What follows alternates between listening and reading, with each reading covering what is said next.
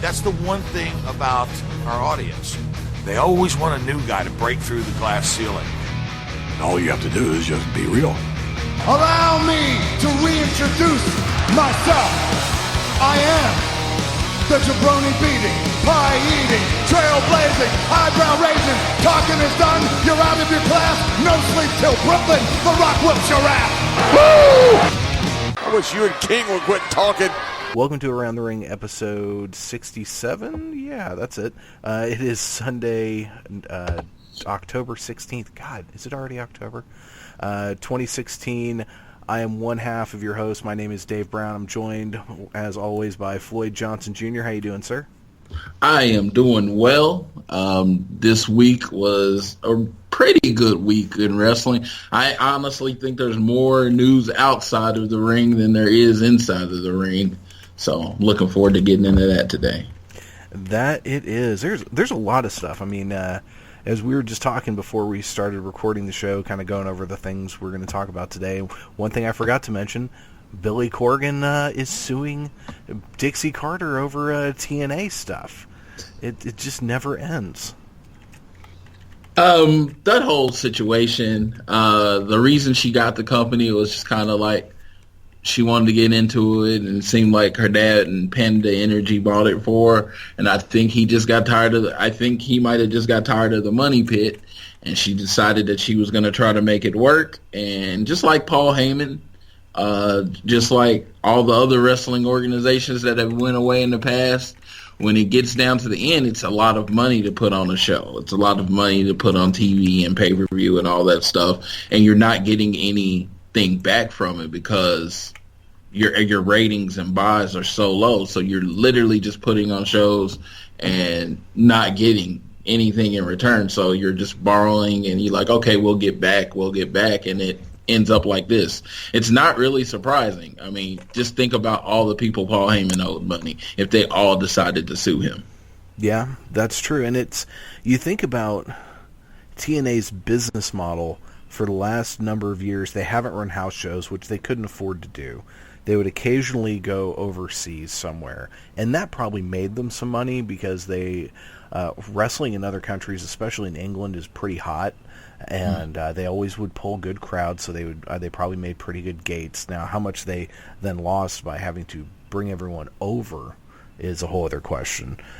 But they've had these TV deals which are getting they're making less and less money from with each new TV deal, and because they're getting on smaller and smaller networks. They're running shows in Orlando in Universal Studios in the same spot every single week, every pay-per-view.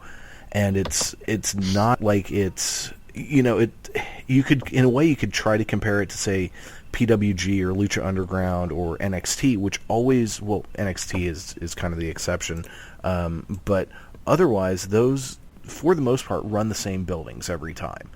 But, those are, at least two of them have huge buzz around them, and it's a different scenario at this point. It's like, yay, the Impact Zone, and it always looks kind of sad.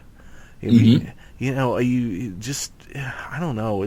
I feel bad because they have a lot of really talented folks on that roster, and it's just such a waste. I mean, we talked about this last week at a pretty good length, but it's just really sad, the state of TNA and the fact this company is, if not going completely under, it's going to go into a new direction. Who knows what's going to happen when Billy Corgan gets his hands on whatever's left over, and if he gets to keep the TV deal. If not, he's basically starting from scratch with an indie, and which happens to have some relatively decent big names on it.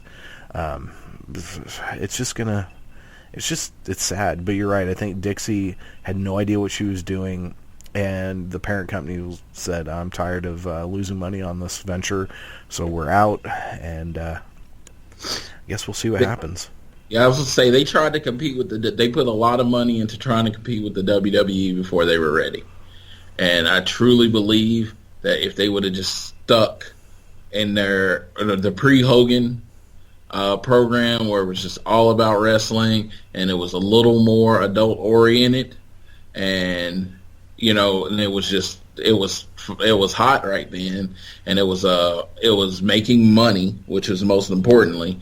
And everyone tries to make more money. Everybody wants to compete with the WWE, and it's just like you're not going to compete with the WWE by trying to do things the same way WWE does. You have to offer a different product. It's more not Coke and Pepsi. It's like Pepsi and Mountain Dew, even though they're the same parent company. But I'm just saying, you need to offer Mountain Dew, because if you're offering Coke, you're not gonna get that much of a product. Because in the difference in wrestling, where someone would like something but that's a little similar. No, we already have the WWE. We want anti-WWE. The real wrestling fans want everything that goes against WWE. So that's TNA decided, hey, we're going to try to be WWE. And it looked like a poor man's version of WWE, and no one wants to watch that.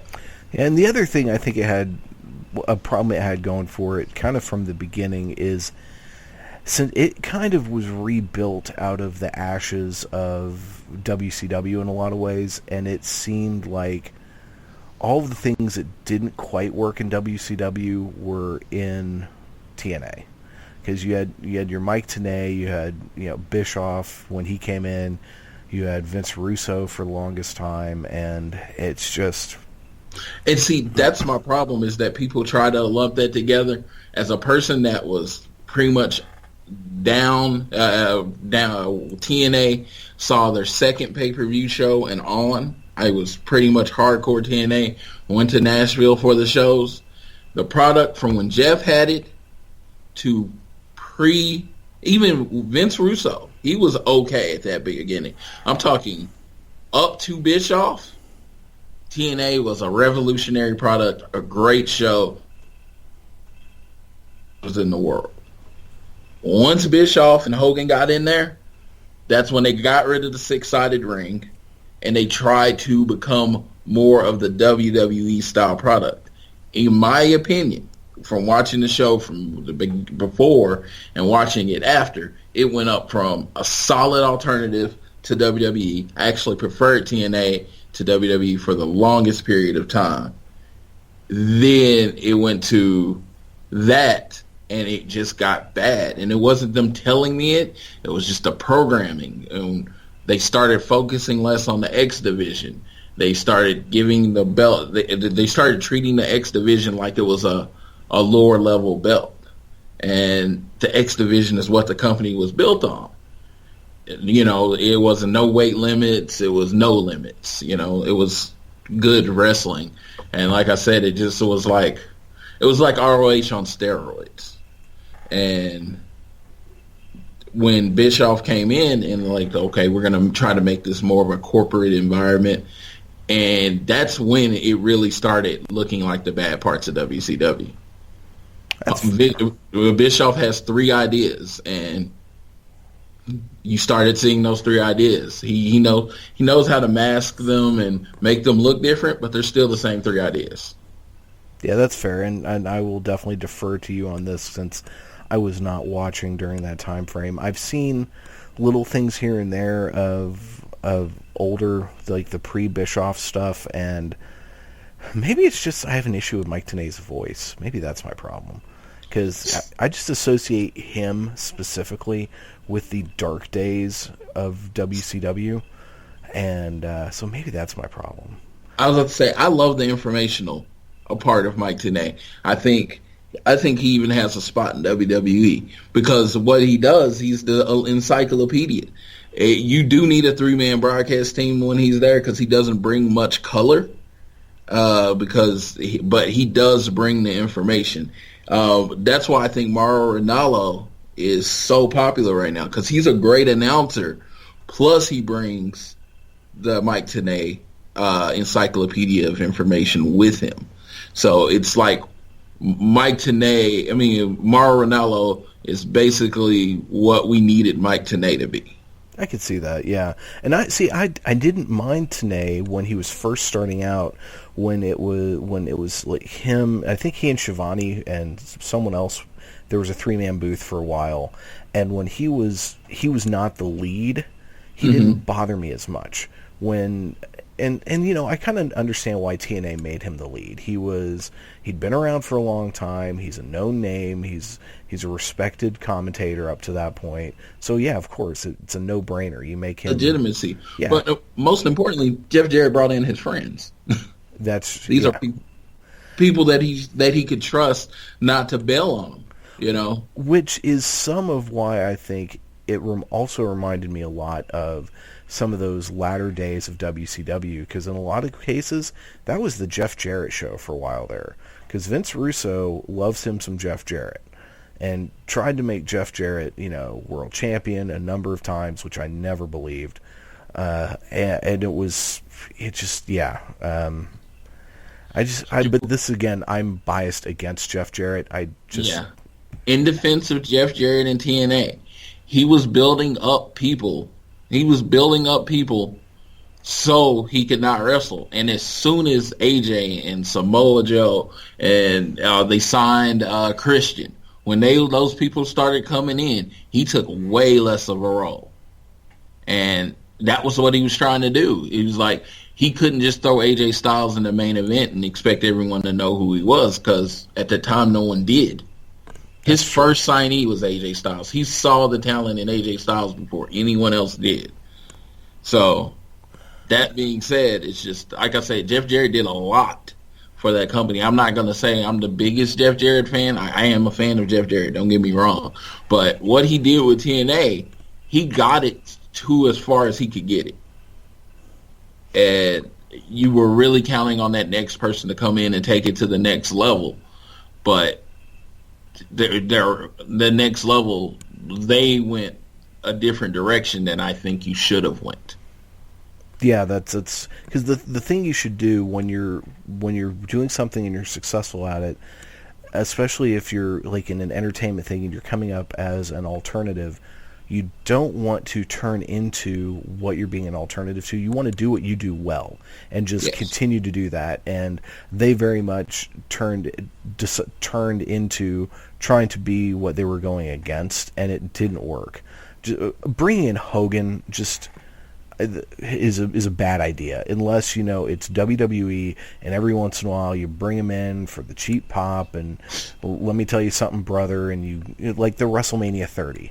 When he was the announcer or the whatever the crap they call it, the host, and he had that segment with Stone Cold and The Rock. That was great. You couldn't have asked for something better. That was so much fun.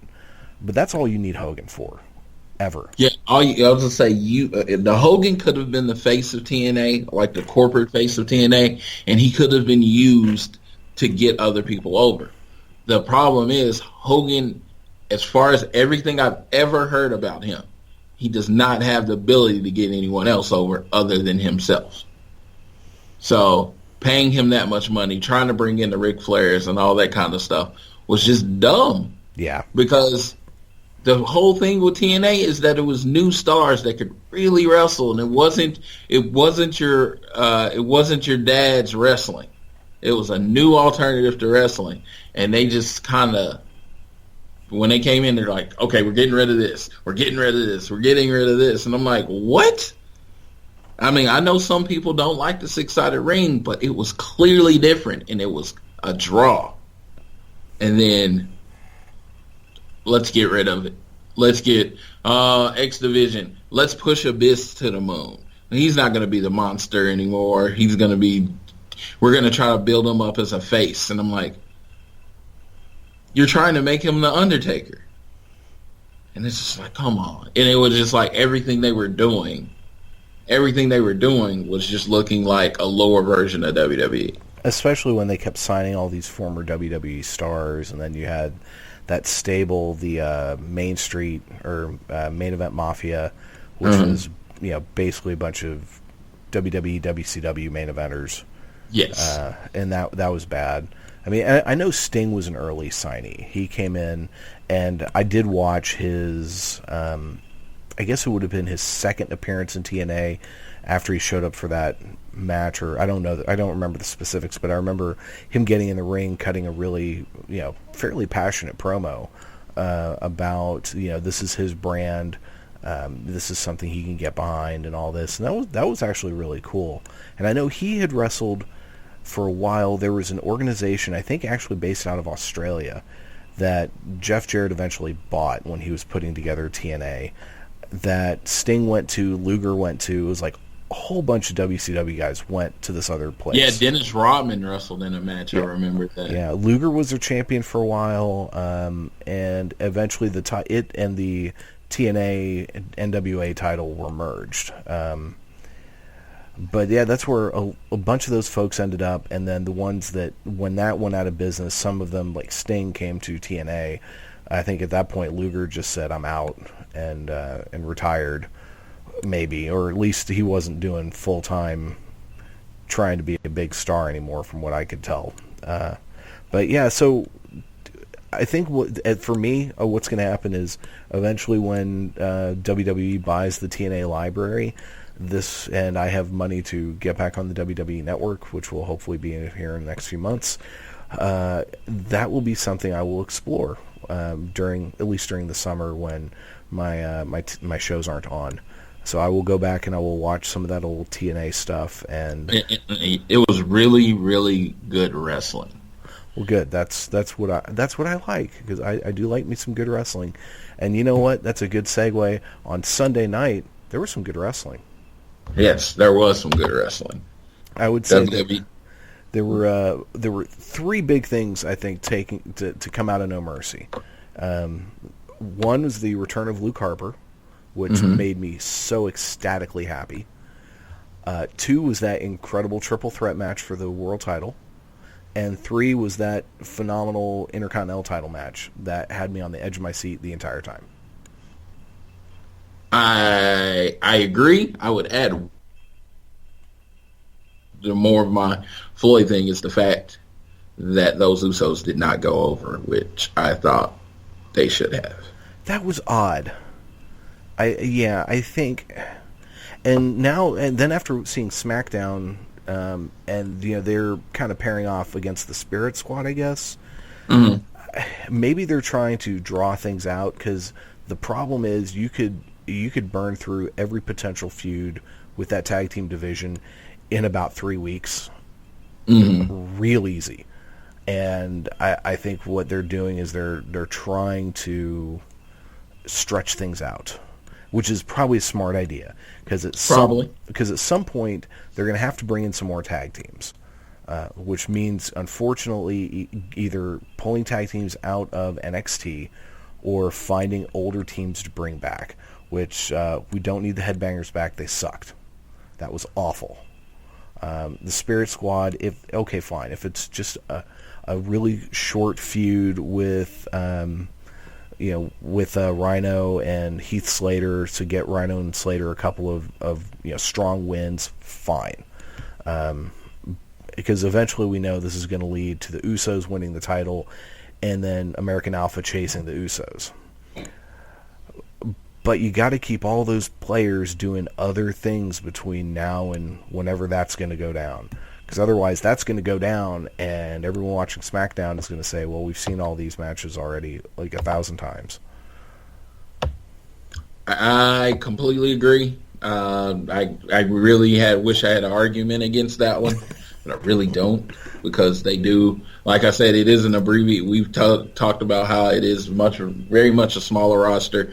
Their divisions are 5 to 6 teams, 5 to 6 people. It's very clear who's in those divisions. So I get it. They're dragging it out a little bit longer. I would have liked the Usos to still go over, maybe by DQ. Maybe they were getting to a point where they had been cheating the whole match, and they got to the point, or win or lose by DQ. And they had Heath Slater, and then Rhino just like hits him with a chair or something and gets disqualified or whatever. But I would have liked to see that program extend more than, instead of having them win and then you start a new program with the Spirit Squad and then you kind of revisit the Usos and American Alpha. Because when the Usos and American Alpha finally resolve their issues, it should be for the title. That I agree on wholeheartedly, and that needs to be down the road a bit. Yeah. And who knows, maybe they're in a holding pattern. I mean, the next thing coming up really is Survivor Series, and as Daniel Bryan and Shane McMahon announced on Tuesday, they want to have Raw versus SmackDown Survivor Series matches. So you got your 5 best men singles wrestlers from each brand, 5 best women single wrestlers from each brand, and the 5 best tag teams from each brand going at it. So you really, at this moment, you have to just do a holding pattern until Survivor Series. Because I don't like the 5 best tag team thing. Well, the problem is you're going to see almost the entire SmackDown tag team division. Actually, both of their entire tag team divisions are going to be in one match. Yeah, and I think that might be why they brought the Spirit Squad back. Because that gives them a 7th tag team, I believe. Well, let's see. SmackDown has the Usos, American Alpha, Rhino and Slater, the Hype Bros, and the Vaudevillains. Oh, and the Ascension.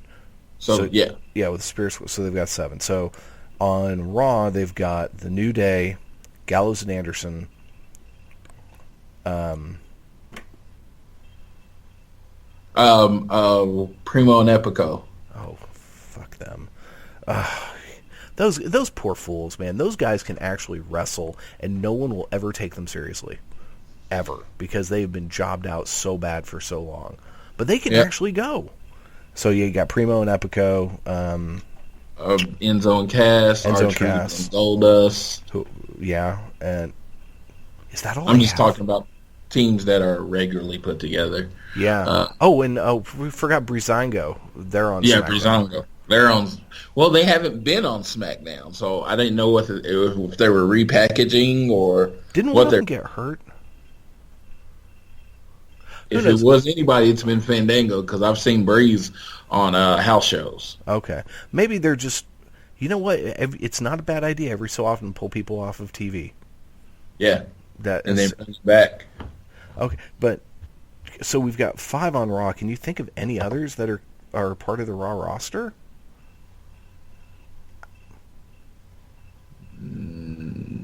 That's bad, man. No, I feel like I'm missing someone, but I can't think of who it is. So you're going to literally see probably all of the Raw tag teams against almost all of the SmackDown tag teams in one match. So you can use these matches to build tension and to build new feuds. Yeah, you're going to have to have heel and face combinations on the teams. Right. And so before we talk a little bit about more No Mercy, let's talk about Survivor Series a little bit here. So in the 5-on-5 singles matches, who do you think are going to be in those? I mean, do you think we're going to get any individual title matches at Survivor Series, or is it going to be, Owens and Reigns and Rollins and... Oh, no, we're going to definitely get title matches. Don't get me wrong. I mean, WWE's not... I mean, this Survivor Series, it's one of the big 4. It has to end with a world title match. So I wonder whose match is it? Is it AJ or is it Owens that's going to go on last? I'd say Owens is going to go on last. I mean, AJ ending the show. It depends on who's he going against. If he's going against John Cena for the 19th time, that'll end the show.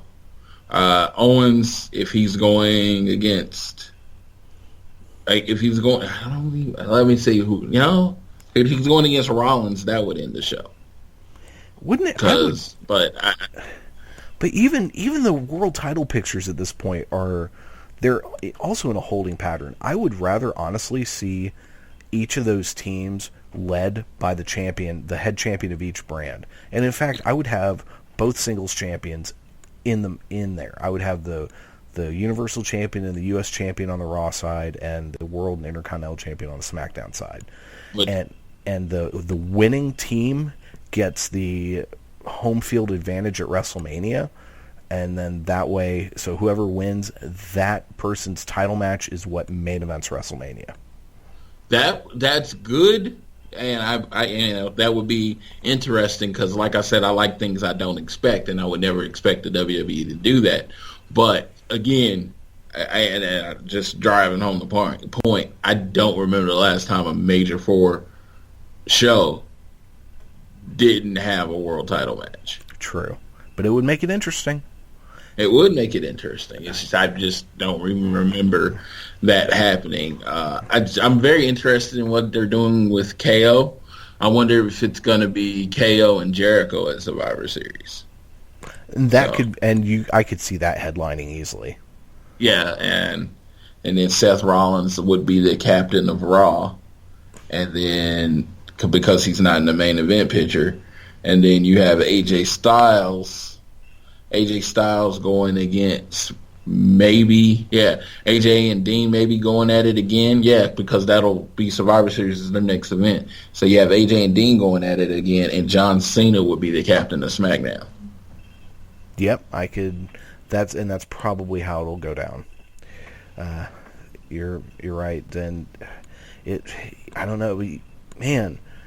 You probably put the Jericho Owens match on last because Jericho is in WWE terms, is the biggest star of those four guys. And I mean, if you do it right, it'll also be the hottest feud. True.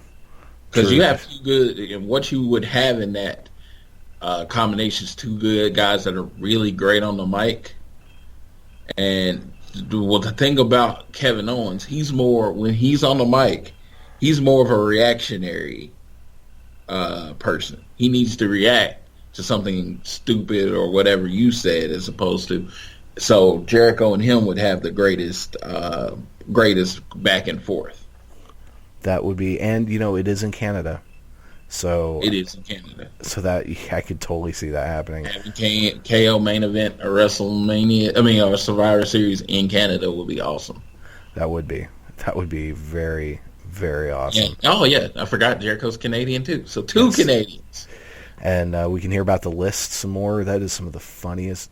Jericho, I think, and I know we said this before, but I'm going to say it again. Jericho is quite possibly doing his best mic work he has ever done right now. It's so good. I am going to have a soft spot in my mind and heart for the man of 1,004 holds with Dean Malenko. I just think it was him a mic and just saying go. And he kept talking about Dean Malenko's dead daddy and his 1,004 holds, and to me that was the funniest stuff he's ever done. But that's more of saying that was a 10 in my point, and everything he does is a 9 and an 8. You know what I'm saying? It's not saying anything about anything he's done since. And it was just like, who is this guy? And he was just that Lionheart Chris Jericho kind of character. He was kind of boring, and then they let his personality come out, and it was just, wow, this guy's amazing. Yeah, that's my other favorite Jericho is that feud and that incarnation. And I see this what he's doing now as like a reintroduced or a new take on that way he did with Malenko.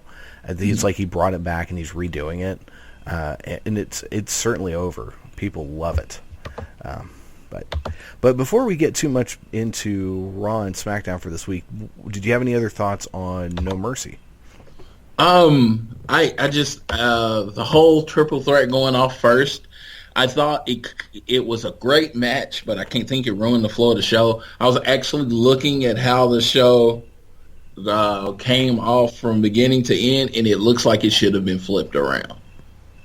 As far as the energy of the show, I felt like the matches were really good. Nikki and Carmella, the crowd just was not into at all. I was just like, Baron Corbin and Jack Swagger, the crowd was not into at all. And it was just like, by the time Randy Orton and Bray Wyatt came out, it was like they were there to wake up the crowd. Yeah. The crowd was alive for Dolph and Miz. And I think it's two things happened by the time, because you had this great main event opening the show, which exhausted the crowd. Yeah, and then And then you have this Intercontinental title match that exhausted them even more. And after that, it's just like, oh, well. I'm really shocked that Dolph and Miz didn't end the show. Yeah.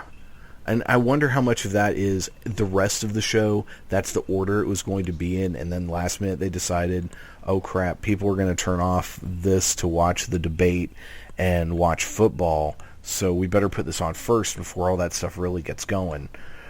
Which doesn't make a lot of sense. I mean, it's on their own network, so it's not like people aren't going to tune in to their network and watch it. Yeah, they wanted the social media trends. Which, yeah, because you make so much money from that. But I don't know what does that, but they wanted the social media trends. So. That was the big thing, and everyone, once the presidential debate was going to come on, everybody was going to be talking about that. Turning off of the network doesn't matter to them because you pay a subscription. It's just they do like the trend, and they like to try to somewhat be the biggest story because the hardcore WWE fans weren't turning off the show to watch the presidential debate. It depends. Some of them probably were. If you were also those that are also real political junkies. Admittedly, I didn't that night. The rest of my family watched the debate. I just couldn't.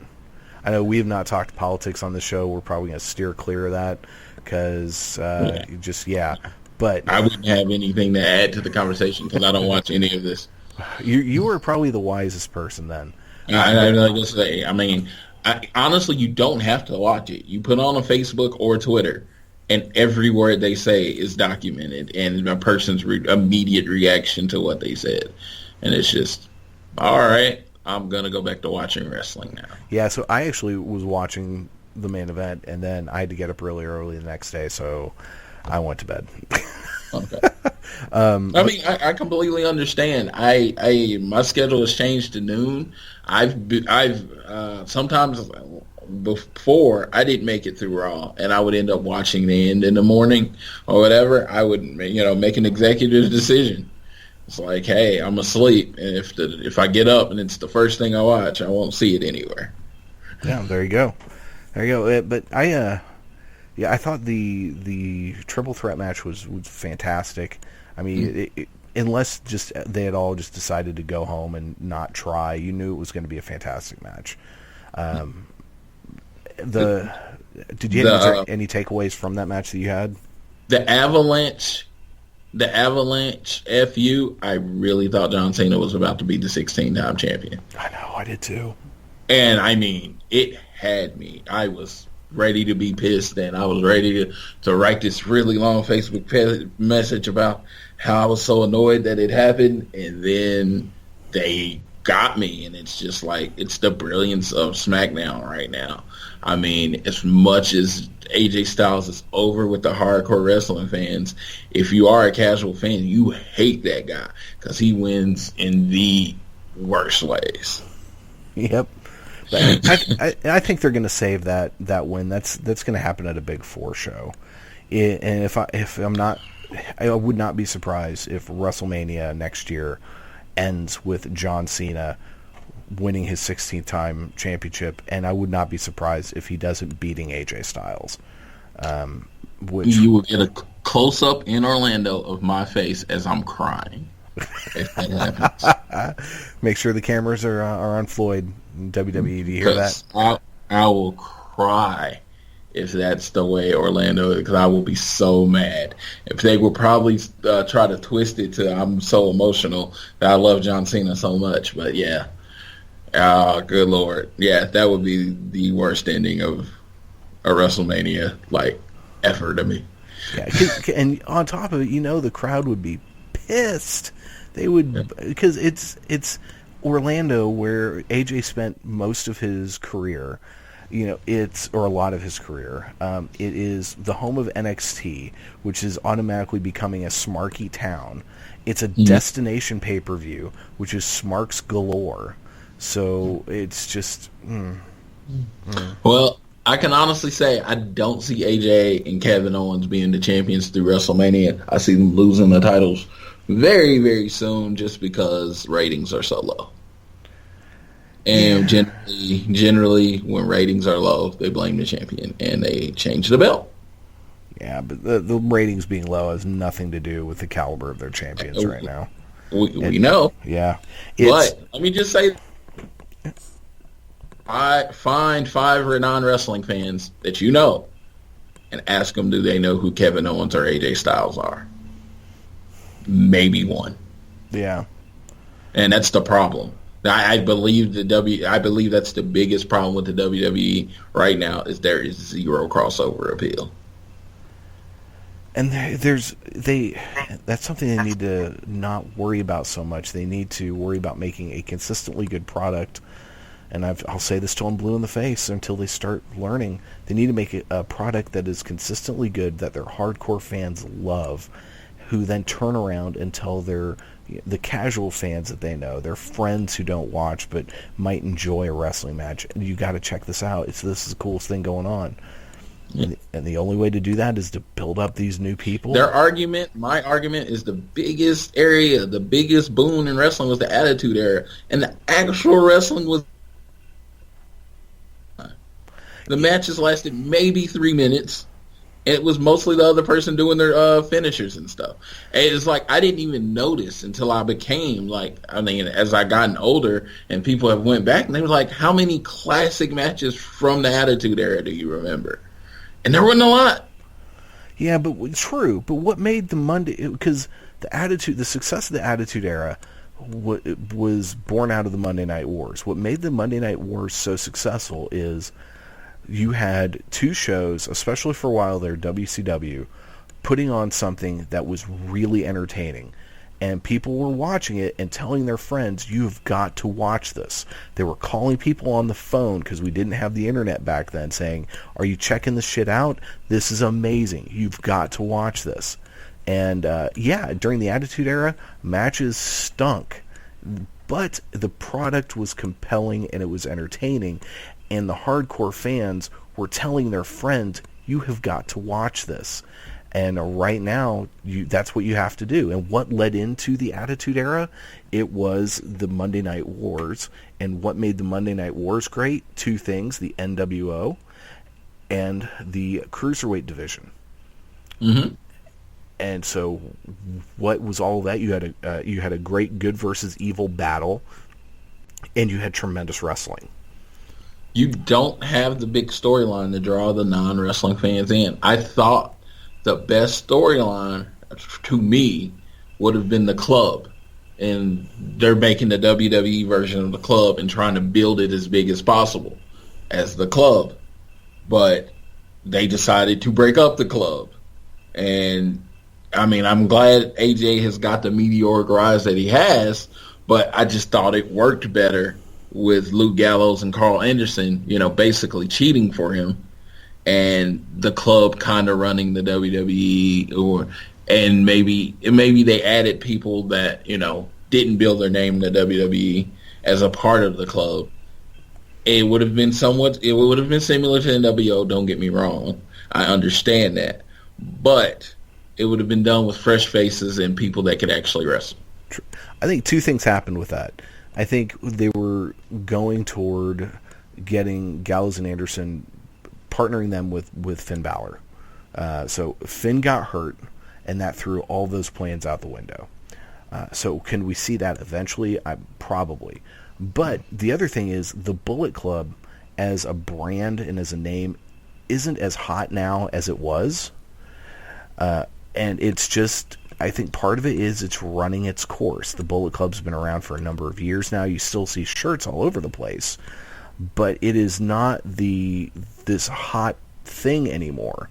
And it was at a point where you had the best wrestler in the world, arguably at the time, Prince Devitt. And then you had the best wrestler in the world, AJ Styles, and then it went to Kenny Omega, which hardcore wrestling fans know who Kenny Omega is and really respect what he does in the ring and see him as a great wrestler. But it just got, he's watered it down to a point as the leader.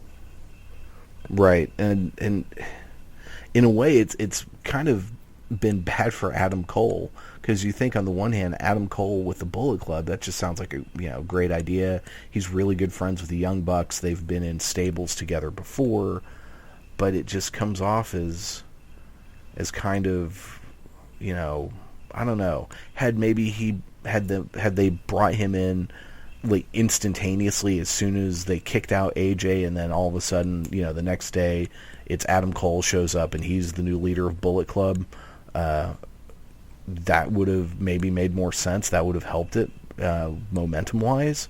And yeah, poor Kenny Omega, man, because Kenny Omega is freaking amazing. He is so good, and he certainly doesn't get the credit outside of wrestling fans that he should.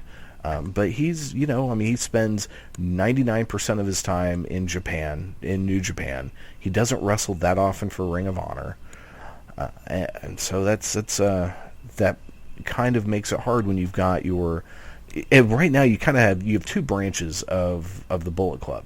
You've got your Japanese branch of the Bullet Club, which is run by Kenny Omega, and you've got the American branch, which is run by Adam Cole. And that includes, Adam Page, and the Young Bucks are really the ones that go between the two most often. But otherwise, you look at the rest of the Bullet Club, and you're like, man, this is a bunch of jamokes. Who are these fools? And so maybe if they cleaned house, maybe if they kicked out some of the other people, and it was just the Bucks, Omega, Cole, and Page, and just have, those five guys. And well, in Toma Tonga, wasn't he an original Bullet Club member? He was, but look, you can't get rid of him. Yeah, the Grills of Destiny though stink. They stink to high heaven. They're not good, in my humble opinion. And I grant, to be fair, I don't watch enough New Japan to have full and complete educated opinions on what goes on in New Japan, but I've seen enough of it to know that they are not that great in the ring, which is surprising considering, one of them is freaking Ming/Haku's kid. You would think some of that would have come down, but just because your dad's a great wrestler doesn't mean you're going to be a great wrestler. And how great a wrestler was Ming? He really wasn't a great wrestler. No, true. I mean, he had his gimmick, and he performed his gimmick well. But you wouldn't have called him a ring technician or a great wrestler. Oh God, no, but he would kill you. Yes, he was. That's what I'm saying. So I'm just like, you think of Bob Orton and Randy Orton. Bob Orton was a ring technician. He was a ring general. So when you see his son, and you see a natural evolution there, right? Because Randy Orton's always in the right place. He knows what he's doing. I'm just saying, you look at who his dad was. It was like, okay, get your moves down, and this is what you're going to do every time. It's just, you see the natural progression generally, and you don't really see it with him. Like in the Usos, you very much see Rikishi. You very much see that entertaining, energetic style that Rikishi wrestled.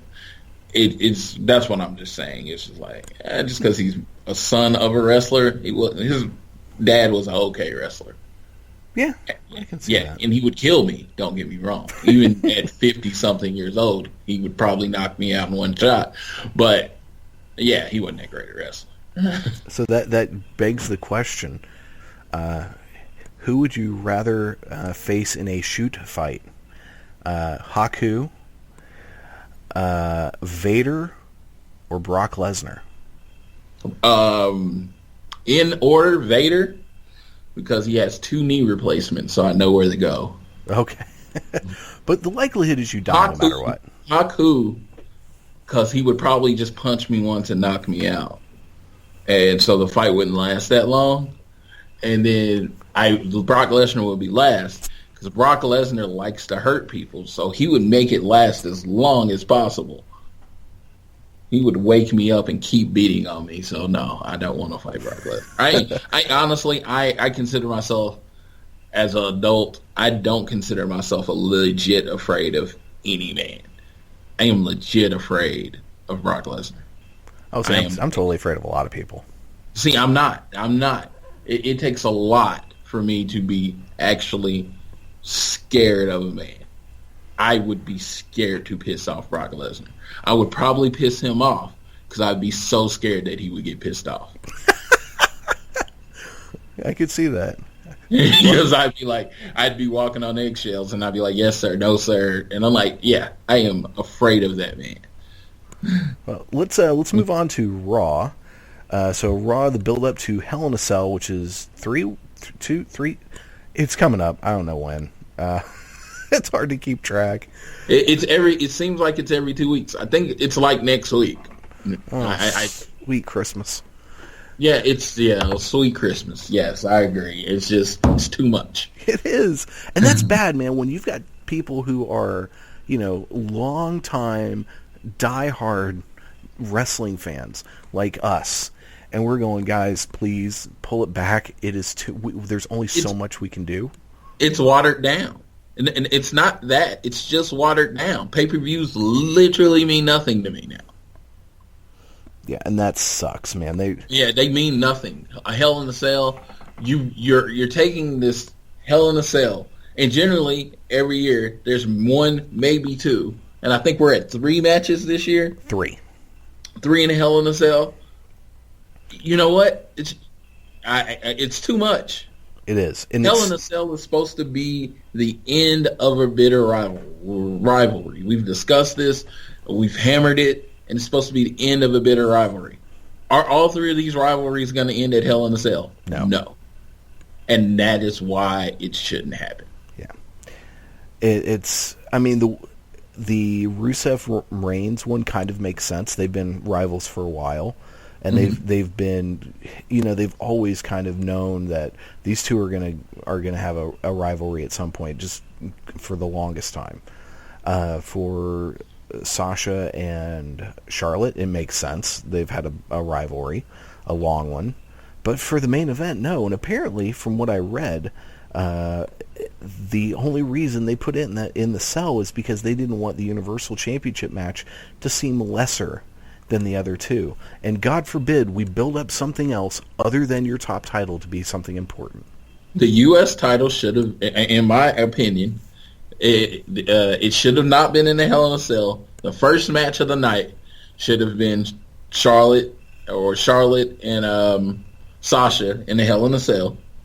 And the last match of the night should have been Rusev and Roman. So there's a big enough gap between the matches. I actually would have had that. I agree, but I would have the matches reversed. I think Sasha and Charlotte should headline the show. I am so bored by the idea of 2 women in a Hell in a Cell. I told you, you know my opinion of it, people that listen to the show, so I'm not going to hammer it. I'm just saying it's not going to be good. I don't know, man. Apparently, if the rumors are to be believed, and this is always an if, but Charlotte proposed doing a moonsault off the top of the cell, and Vince immediately said no. Thank God. Because she would die. Yeah, because she would. But one or both of them is going off at least some part of that cell at some point. If not the top, the side, something. Yes. She can do that move when she's in a heated feud with Nia Jax. Ooh. Because Nia Jax can catch her. Yeah.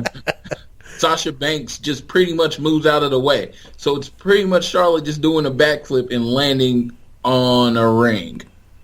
That's only going to end one of 3 ways, and 2 of them are bad. Yep, that is true. That is true. So we did get the official Hell in a Cell, Sasha versus Charlotte. We actually talked about this last week. We figured it was going to go there. And then they teased dissension with Owens and Jericho. But which I didn't even watch the main event. I had so much other stuff going on this week. But it's going to be Owens and Rollins in the cell for the Universal title. I suspect that's going to be a really, really good match. But again, it doesn't need to be in the cell at all. And I'm so sick. We've talked about it before. I'm so sick of some of these gimmick pay-per-views that just don't need to be there. It's one thing to have a yearly elimination chamber because that's a process match. And it's a world title match. Right. That makes sense. Having Money in the Bank makes sense. The Royal Rumble is a gimmick match for Pete's sake. That makes sense. Hell in a Cell, no. No. Royal Rumble didn't make sense until they added the main event WrestleMania. True. Okay, yeah. Up until then, it did not. Yeah, okay, fair enough. But yeah, the rest of the card, who knows how this thing's going to shape up. It's just, and it doesn't mean anything. It's a placeholder. And what, you know what? One thing about all of these, the way these pay-per-views are going, I think the thing that really sucks the most is Money in the Bank is not going to be a joint branded pay-per-view, and it should be. It should be both. There should be a Money in the Bank match for both championships, and that should be a co-branded. I guarantee you there will be a Money in the Bank match for both championships. It's just they won't both happen at Money in the Bank. Oh, it's just idiotic. It's. I'd rather, let's say, I don't know which. You might know this better than me because I didn't look that far ahead. Money in the Bank, is it going to be SmackDown or Raw? I'm pretty sure it's Raw. I think all of the current. What is the current type? Like your Money in the Banks, your Hell in the Cells. I think all of those went to Raw, and SmackDown got all of the newer or retreaded, brought back up pay-per-view names. Okay. Well, that being said, I would love Money in the Bank to end a SmackDown show. Yeah, that would be very cool. Yeah, and that's what I'm saying. Okay, come up here, sweetie. I'm on my show. Again, not trying to retread on the ideas. It's just make less pay-per-views, make your TV shows mean more. Yeah, so let's see here. I'm looking at list of WWE pay-per-view events. So we're going to the upcoming schedule. Let's see here. So that doesn't help me. Wikipedia, you suck. Well, so let's try a different one. Let's see. What does smarkoutmoment.com tell us? All right, so 2016. No, I want 2017. 2017. Money in the Bank is in June, and it just says to be announced. So that is going to be... So after WrestleMania, you've got Payback, Extreme Rules, Money in the Bank, Battleground, and then SummerSlam. So I'm pretty sure that's a Raw pay-per-view. Should I do Scarface? So many pay-per-views. Yeah. I'm like, let's just say you're a guy. Let's just say you're a guy that somehow you're the extreme WWE Actually, no, fan, go with the scarf. and That's you go cute. to every pay-per-view. Good Lord. Yeah, you're going broke. And there are a couple of those fools who are at every single show. And you know, there's like Brock Lesnar T-shirt guy. And there's some of these people that I don't know what they do for a living. I want that job. I want that much money where I can fly around the country and just show up in, you know, shows. That would be nice. But, okay. I have other interest. I will tell anybody that I love wrestling. I'm about as big a wrestling fan as you will ever meet, but I have other interest. I wouldn't just do that. Yeah, by God, I've got records to listen to. I've got comic books to read. I got shit going on. I got kids, man. I need this job. Yes. But just so you know, here's what the rest of the year is looking like. So we got Hell in the Cell. And this list I'm looking at actually includes the TakeOver shows. So we've got TakeOver Toronto, Survivor Series, TLC, Roadblock, Royal Rumble, Elimination Chamber, Fastlane, WrestleMania. That's the rest of the year? That's the rest. That's coming up to WrestleMania. Yep, that's it. That's the rest. Now, some of this is in next year. But so Roadblock is the last one in 2016. So Roadblock, I bet is your no, that actually that one's wrong. Oh, okay. So this is interesting. SmackDown gets TLC. So okay, I was wrong in that. Roadblock is Raw, and then for Elimination Chamber, for everything after Royal Rumble, it says to be announced. So my guess is that. Oh, I don't know, man. That's because I thought for sure Raw was going to get TLC. I figured just Raw got all the existing ones and all the quote unquote new ones were going to the SmackDown, but apparently I was wrong. Oh, God, that's a lot, man. How about one pay-per-view a month and just trade off the brands like we talked about? That would make sense and not hurt. Yeah, the WWE Network is what it is, but to get more people to subscribe to the WWE Network, you just need to build a better product. Right. You need a better product. You need good, compelling shows, and things like the Breaking Ground. I think more stuff like that. The Table for Three is another good one. Yeah.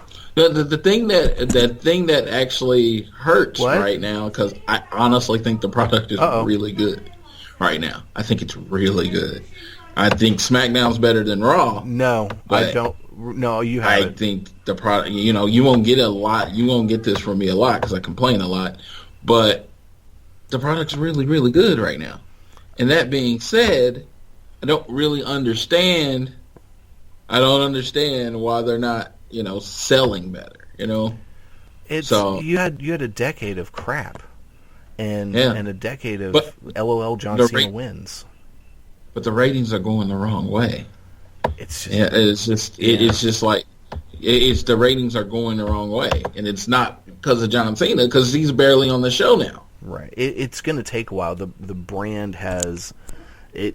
I mean, you talk about the stench of TNA. WWE as a brand has a stench right now, a stench of mediocrity because they've been mediocre for a long time. I think that's why NXT is doing well, but it's still the hardcore fans there are only a few million of us, and it's not like they're tons and tons and tons. I'm just saying, A-list celebrities. I know they come to some of the shows, but you're going to need something that makes the WWE like a national newsworthy storyline, something out there that makes people that haven't watched the product turn it on again. Brock Lesnar is not the draw that they thought he was going to be. He's not. Term. He's just not. Now maybe if you could get old Conor McGregor to come in, you get Ronda Rousey, or Conor's gonna. Yeah, as I say, Conor's gonna want too much money, but maybe Ronda. Maybe Ronda because she's a fan. Right. But that's what you're gonna have to do. It's gonna have to be a name that makes people that don't generally watch wrestling turn it on wrestling. It's got to be a name that's gonna make this person that I don't even associate with wrestling come to me and say, Floyd, I heard this person's coming on the show. What time, what channel does it come on? The only problem with relying on stuff like that is it's cheap pops and cheap heat, and it doesn't last. And yeah, you can unless you. It does get new eyes on Kevin Owens because somebody tuned in to see Mike Tyson at WrestleMania like 13, and they're like, "Who's this bald guy? He's a badass. I'm gonna keep watching this show." That's what I'm talking about. Yeah, that makes sense. Well, let's see. Let's go ahead and move on. SmackDown this week. What were your takeaways on the SmackDown? SmackDown. Okay, we'll find it later, sweetie. Just be careful. They really want Dean. It's like I'm feeling Roman Reigns, but with Dean Ambrose right now. And it's just like they really, really want Dean Ambrose to go over as this rebel without a cause type thing. Hold on 1 second. And they did a great job. They used James Ellsworth to get Dean Ambrose more over. That is true. They did a really good job. And they used a nobody that, of course, people are going to love.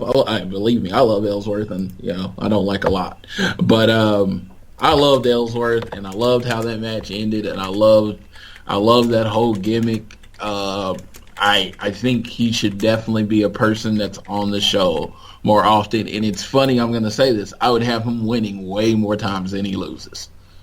Oh yeah, I agree. And it's always going to be some gimmicky, be a bullcrap way, but yeah. All right, well, let's jump back into it. So we were talking about James Ellsworth. Yeah.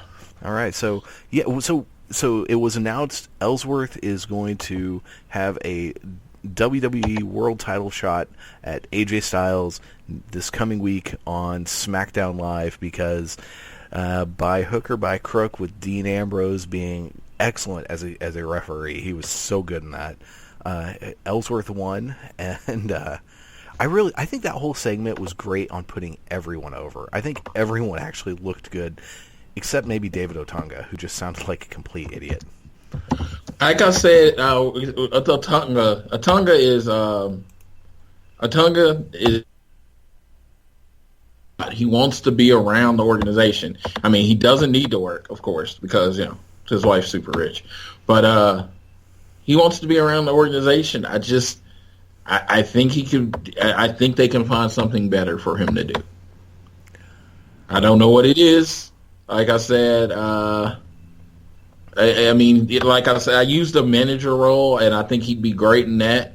But he could be like David Otunga, attorney to the stars, almost like an APA type gimmick. But people come to him when they have a problem, with the authority or someone else that he can use his legal ease to take care of. That, like I said, in his current character, he is very much miscast. Agreed wholeheartedly. Because I think he's really talented. Yeah, I can see that. I don't know a ton about him, but he is definitely not being used well in this. He's so well spoken, and as far as any person, he is a very well spoken individual. He has the Harvard degree. He's known outside of wrestling.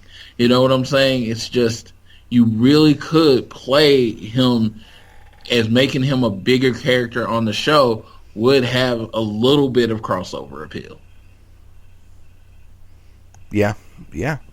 So this whole segment, we had the scary moment of James Ellsworth not taking the Styles Clash correctly, and then AJ realizing it in air and changing the way he did the move to make sure that James didn't get his neck broken, because that move would have went away if his neck would have gotten broken. Yeah, and as it is, I think he's using it a little too much.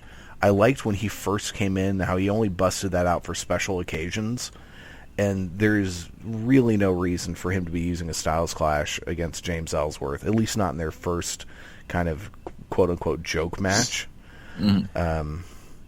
And I think he just had to get the move over as safe. And he got John Cena to take it. And, once you get John Cena to take it, you know what I'm saying? That's the face of the company, so he was able to use it. It's his primary move. I mean, the whole phenomenal forearm thing was because most people were scared to take the Styles Clash.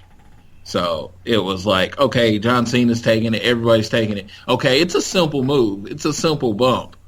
It's just, people don't take it right. And so now he's using it as his finisher now because people know how to take it.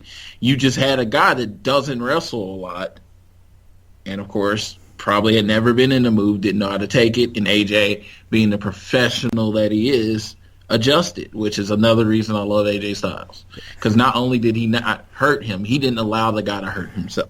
Exactly. And I love that there were some actually close-up pictures that were taken from around ringside of how he adjusted. So he put his feet down a lot sooner than he normally does, and then let go of Ellsworth just entirely. So that way, and also he seemed to put his hands down, so none of his weight actually went on Ellsworth. So that was really well done. But yeah, I think this whole thing was good. I think Ambrose is really funny, and I know there are people that don't like the prop comic thing that he does, but he has a really good sense of humor and a great delivery. Mm-hmm. And I think he and Styles are really starting to mesh well together. At first it was a little clunky, but now it's coming off really well, and I don't mind the fact that we're going to get another match between those two. I'm actually looking forward to it. Yeah, it's one of those things where, as far as Dean Ambrose is like Kevin Owens, and he's better when he's reacting to what the other guy does. When he comes out and you just give him a mic and you say, go at this person, he can't really do that. It comes off very uncomfortable for him. But if John Cena talks and then Dean Ambrose comes back, it's always a great comeback. Oh, yeah. And that's, you know what I would like in looking long term. So we're going to go on with the assumption that Cena wins his 16-time championship, probably at WrestleMania. It needs to be a short run because there's no reason for him to hold that belt very long. And really, he should go and do another feud with Ambrose and have Ambrose finally get a big, decisive pay-per-view win over Cena. But I was like, what would be cool is if Cena I don't know what Money in the Bank it's going to be, but Cena wins the title at Money in the Bank, and then the guy, whoever wins it, cashes it in on him immediately. That would be awesome. Okay, that would be, because that way we wouldn't have to suffer through an actual title reign of him walking around with the belt. Yes. But yeah, he could say, hey, I've tied it. And, you know, based on interviews and stuff I've seen with Cena, you can kind of tell he's ready to, like, not wrestle as much anymore. I think he's ready to do other things. And, you know, God bless him, man. He carried this company on his shoulders for a decade. It was a hard... He wants the abbreviated schedule. He wants to just maybe just do TV and pay-per-views. That's what he wants to do. He wants to be a lazy part-timer. Yeah, lazy part-timer. And you know, there's nothing wrong with that. And honestly, we've talked about this before. We repeat ourselves a lot, but it's because these are good points, I think. There need to be less house shows. A lot less house shows. Yeah, definitely.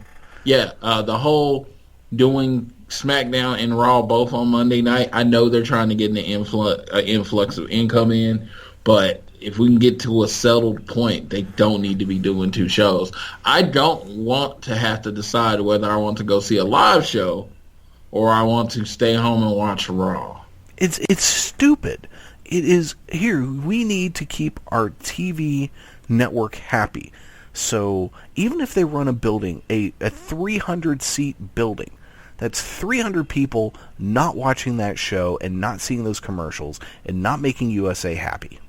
Now, sure, in the grand scheme of things, it's not much, but it doesn't make any sense. It would make more sense to have, you know, if NXT had shows on a Monday night or a Tuesday night, but even that, because it's a different audience to some extent.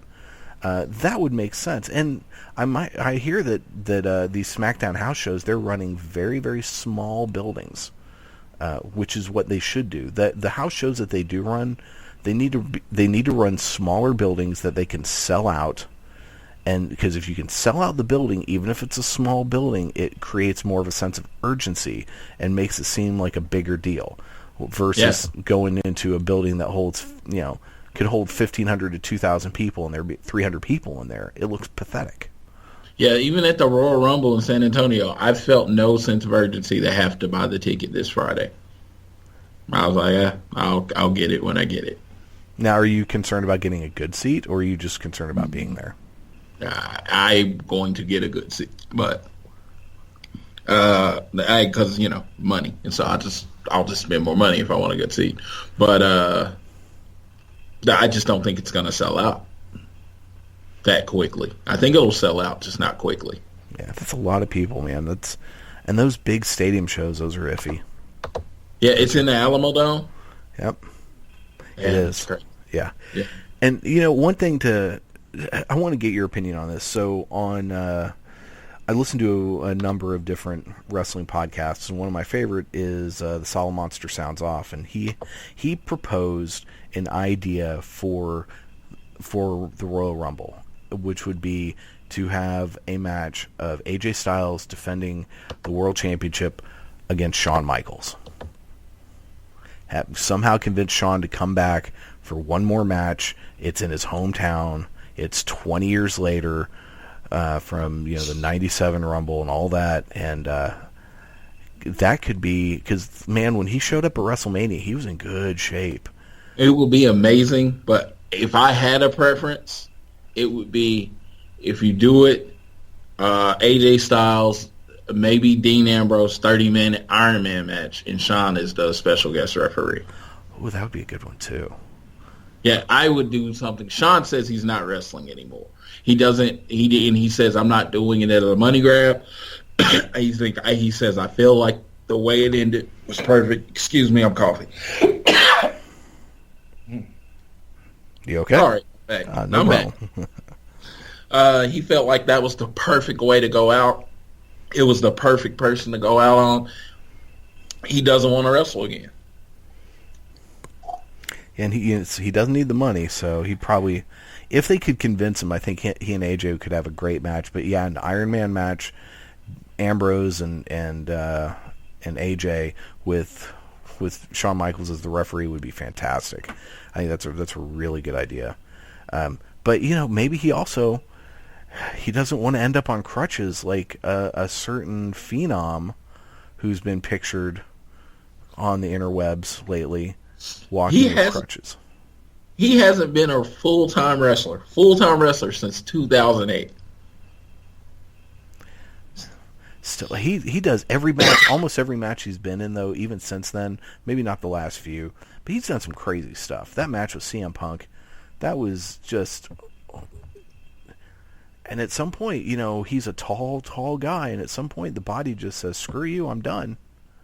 But it's sad seeing that. But you wonder, okay, it's like we have no context for these pictures. Maybe he has a sprained ankle. Yeah. Maybe he broke his foot doing something. Who knows? Maybe he's just a 50-year-old man that's had a surgery or something like that. Exactly. And the rest of him his arms look like he's in good shape. He looks pissed in those pictures. Like why if I wasn't on crutches, I would kill you right now. And he, of all of the people in wrestling in the last 30 years, he's done a phenomenal job of just staying out of the public eye when he doesn't want to be in the public eye. And he just doesn't break character. That's my hat's off to that guy for that. But speaking of comebacks, since I think we've talked about these the shows of this week a bit before we head on to NXT, looks like Goldberg is coming back. What are your thoughts on that? Okay, my thoughts on it is I have negative interest in this. I have none. I mean, Goldberg was a name. He was his star shined very, very bright for the time that it did, and I actually loved what he did for the business. I really hate that he ended Brett's career, but other than that, I loved what he did for the business. But his name, I don't think it's going to draw. Yeah, I think that's why they're doing it they're going to do it at Survivor Series instead of WrestleMania. They're worried it won't draw as much. Yeah, and he's 50. He's 50. I don't buy him beating or competing with Brock Lesnar. It'd be different if he's been doing MMA for the last however many years he hasn't been wrestling, and he's in this amazing physical shape. To me, I mean, I know it's a show, but on the legit side of it, you've had Brock Lesnar kill everyone. So a now 50-year-old man or whatever for Goldberg is going to come in who hasn't wrestled or did anything in like 10 years. He's 49. He turns 50 this year. He's going to come in and beat your biggest, brightest dominator or whatever? I mean, he won't, though, if that match actually happens. That it's about a 90% surety that Goldberg will lose to Lesnar. Because if nothing else, 50-50 booking. But yeah, I'm kind of like you. I don't care. It would have been much more interesting, however many years ago when Ryback was really hot, to bring him in then and to have him work with Ryback. Yeah, that probably would have been awful. But how much steroids are you going to do for them? Because that's the only way a 49-year-old man's going to look somewhat like Goldberg used to look. And if he comes in looking like a 49-year-old man, yeah, I literally will just turn off the pay-per-view. But I mean, who knows? Maybe he's still been working out all this time. Yeah, and maybe we get a chance for an even Brock Lesnar match where he just doesn't do the same spot 100 times. That would be nice, because Brock's matches have gotten kind of boring. No, Brock Lesnar's matches are horrible, and it's just like the only thing good about Brock Lesnar is Paul Heyman right now. He's a name, but he doesn't draw. You don't get more. When Brock Lesnar's on Raw, ratings don't go up. I look at the ratings every week. They don't go up. When it's not a difference when Brock Lesnar is there. So why are you paying him all this money?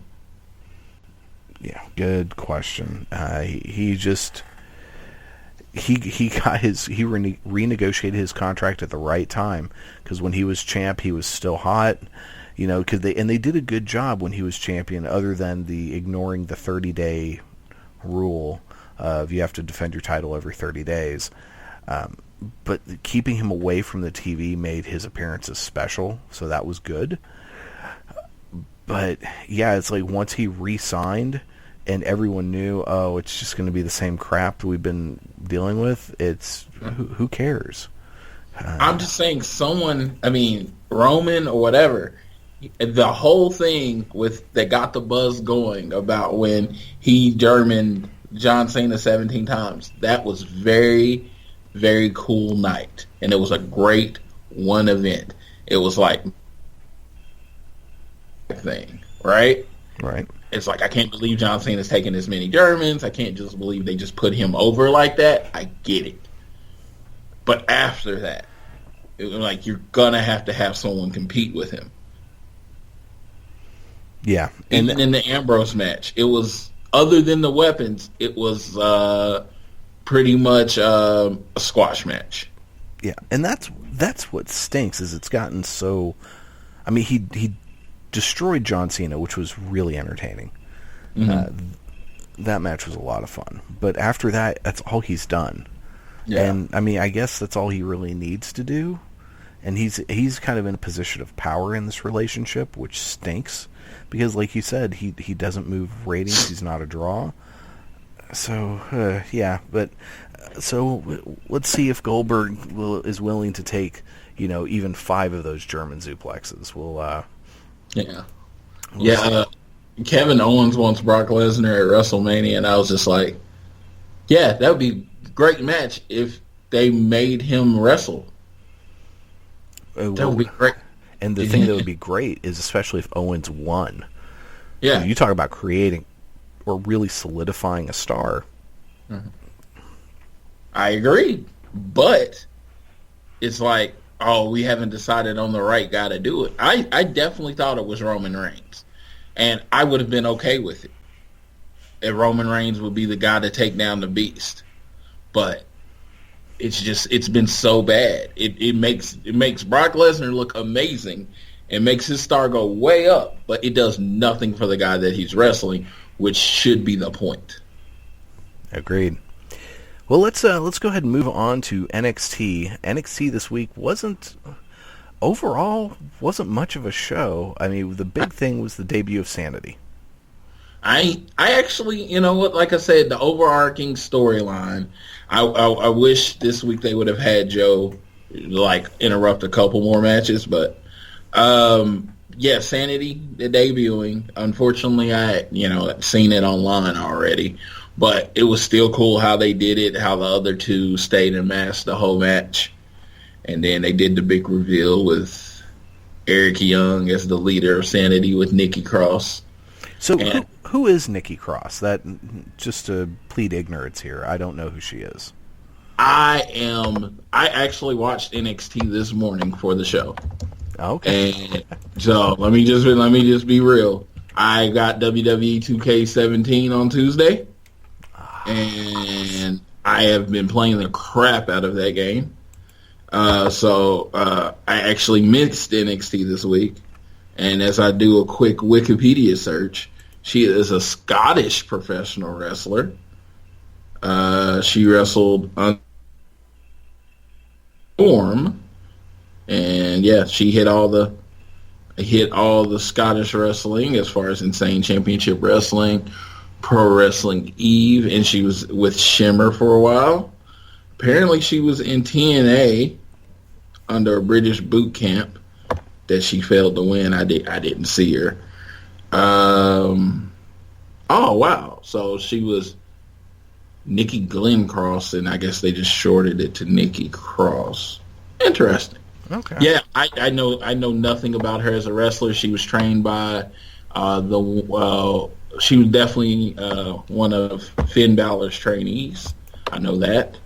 And I'm guessing she's friends with Becky Lynch, not just because they're both Scottish, but they're quite similar in that way and around the same age. So Becky's Irish, actually. I mean, it's all Celtic, but my bad. She's the Irish last kicker. I just misspoke.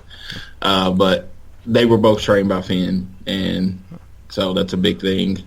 And they're around the same age, so I imagine they would be friends. Yeah, or at least familiar with each other. So, but she looks like she's been wrestling quite a while, and she looks like she can hurt you. That when she took off her mask, and she just looked like insane. Yeah. So this, in some ways, this is a little reminiscent of the Wyatt family, probably because of beards and all. But I like that they finally got something for Eric Young. I actually like Eric Young. One of the few times I was paying attention to TNA was his world title win and his run as world champion. And I just remember at the time, because there was the whole comparison, him and Daniel Bryan winning the titles around the same time. But it's probably pretty safe to say that Eric Young had a better world title run than Daniel Bryan did. I hate to say that, but because he actually got to defend his title. Yeah, he did. He did. Which is nothing Daniel Bryan didn't. Right, and Daniel Bryan's won, Kane, for Pete's sake, running away from Kane in a car. That was just that stuff was terrible. But I think this will be interesting. Now, Sawyer Fulton's been around NXT for a while. Has Alexander Wolf been around NXT for a while? Yes. Okay. About a year. I actually can't say a while. He's been there about a year. He was an indie guy before he signed. But it's nice to see that they've repackaged a couple of guys they've had for a while, and they're doing something, with them. So that's kind of cool. And the one thing I did think, and this reference might not mean anything to you, considering you've said you're not a music person, but their theme music sounds like it is desperately wanting to be the band Primus.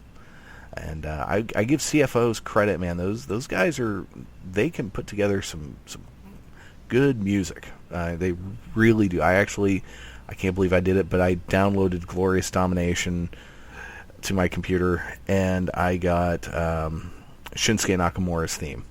So they're able to put together good theme songs.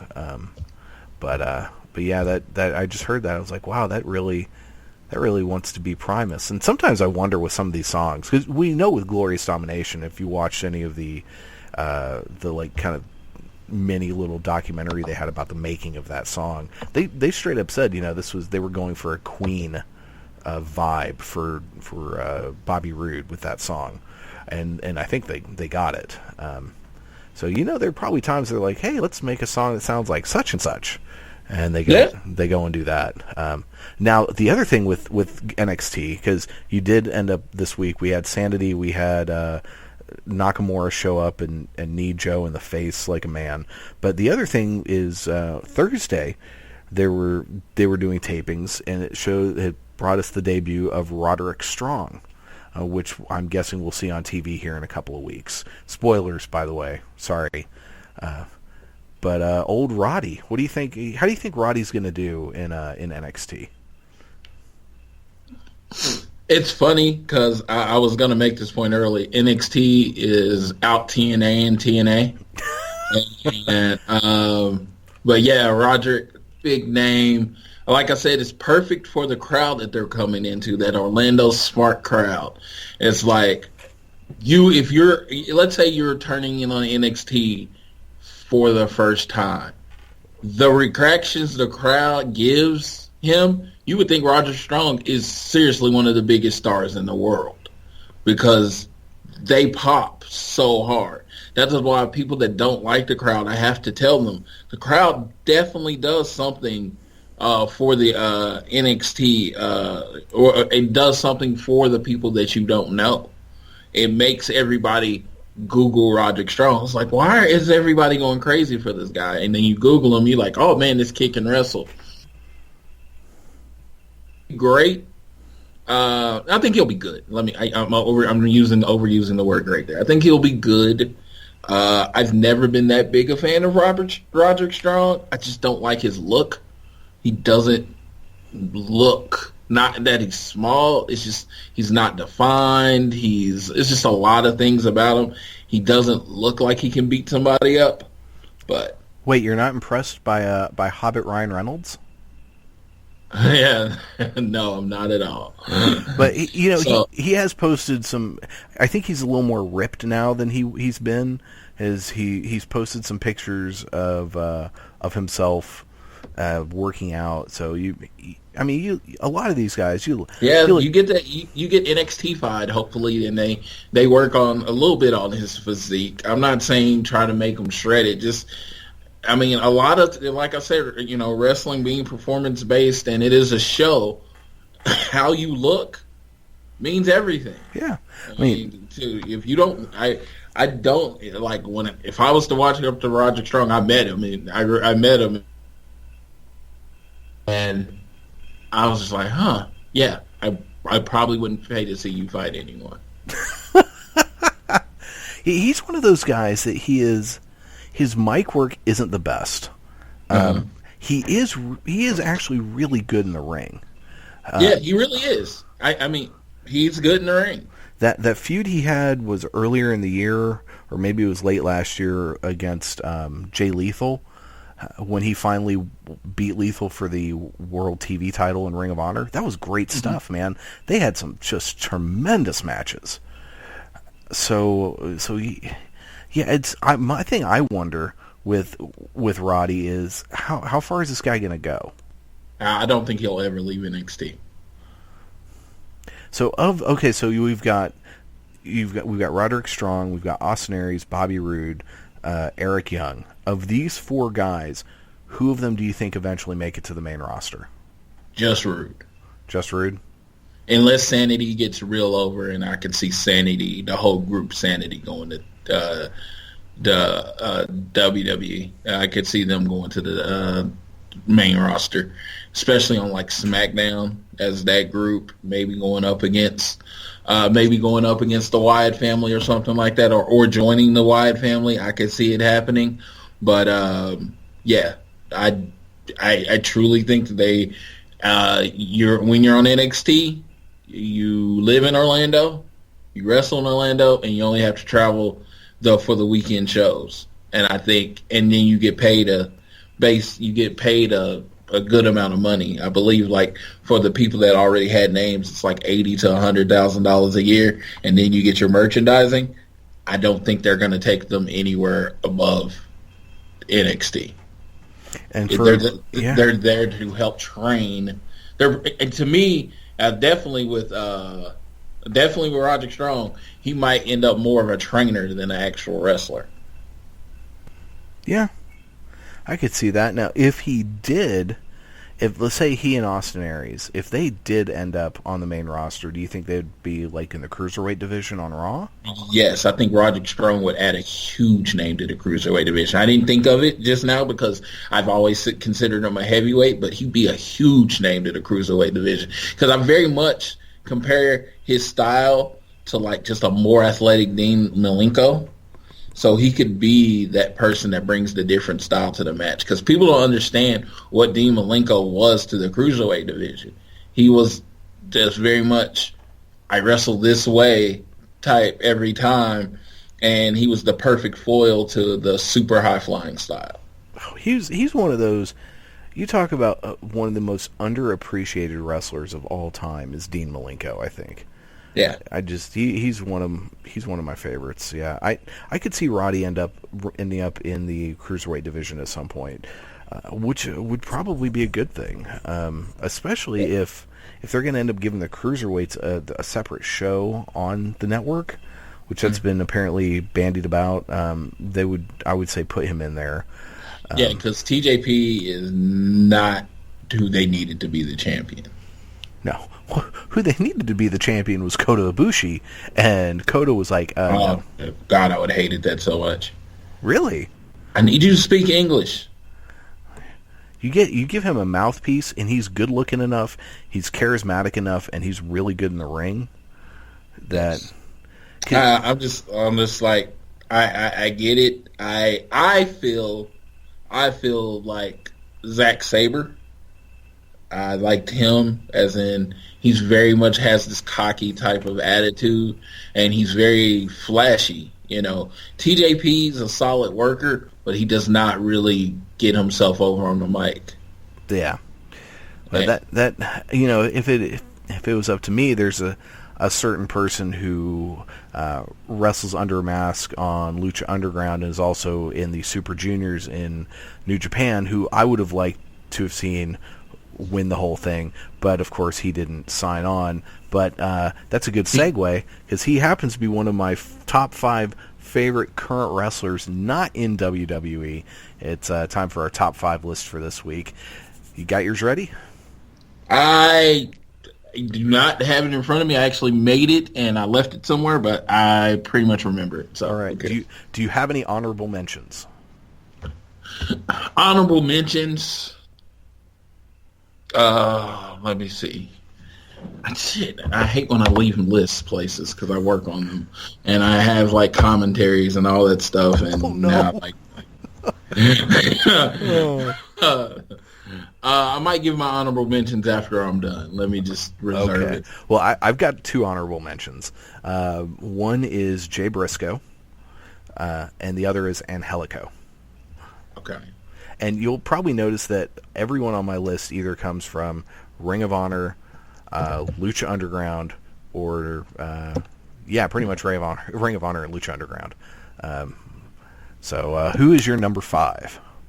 My number 5 is a person I really didn't know existed until this year, and I watched a lot of his tapes, and I've really become a fan. And he was brought up earlier today. It's Kenny Omega.